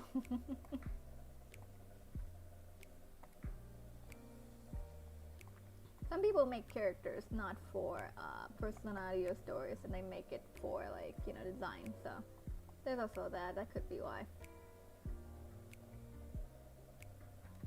Oh, you have to go, so I'll see you next time. Thank you for the conversation. Enjoyed it a lot. Thank you for sticking with me. Oh god, thank you for sticking with me. I'm very happy to have somebody accompany me while I suffer. Okay, thank you for coming. I hope you have a good night. Good night. You have a good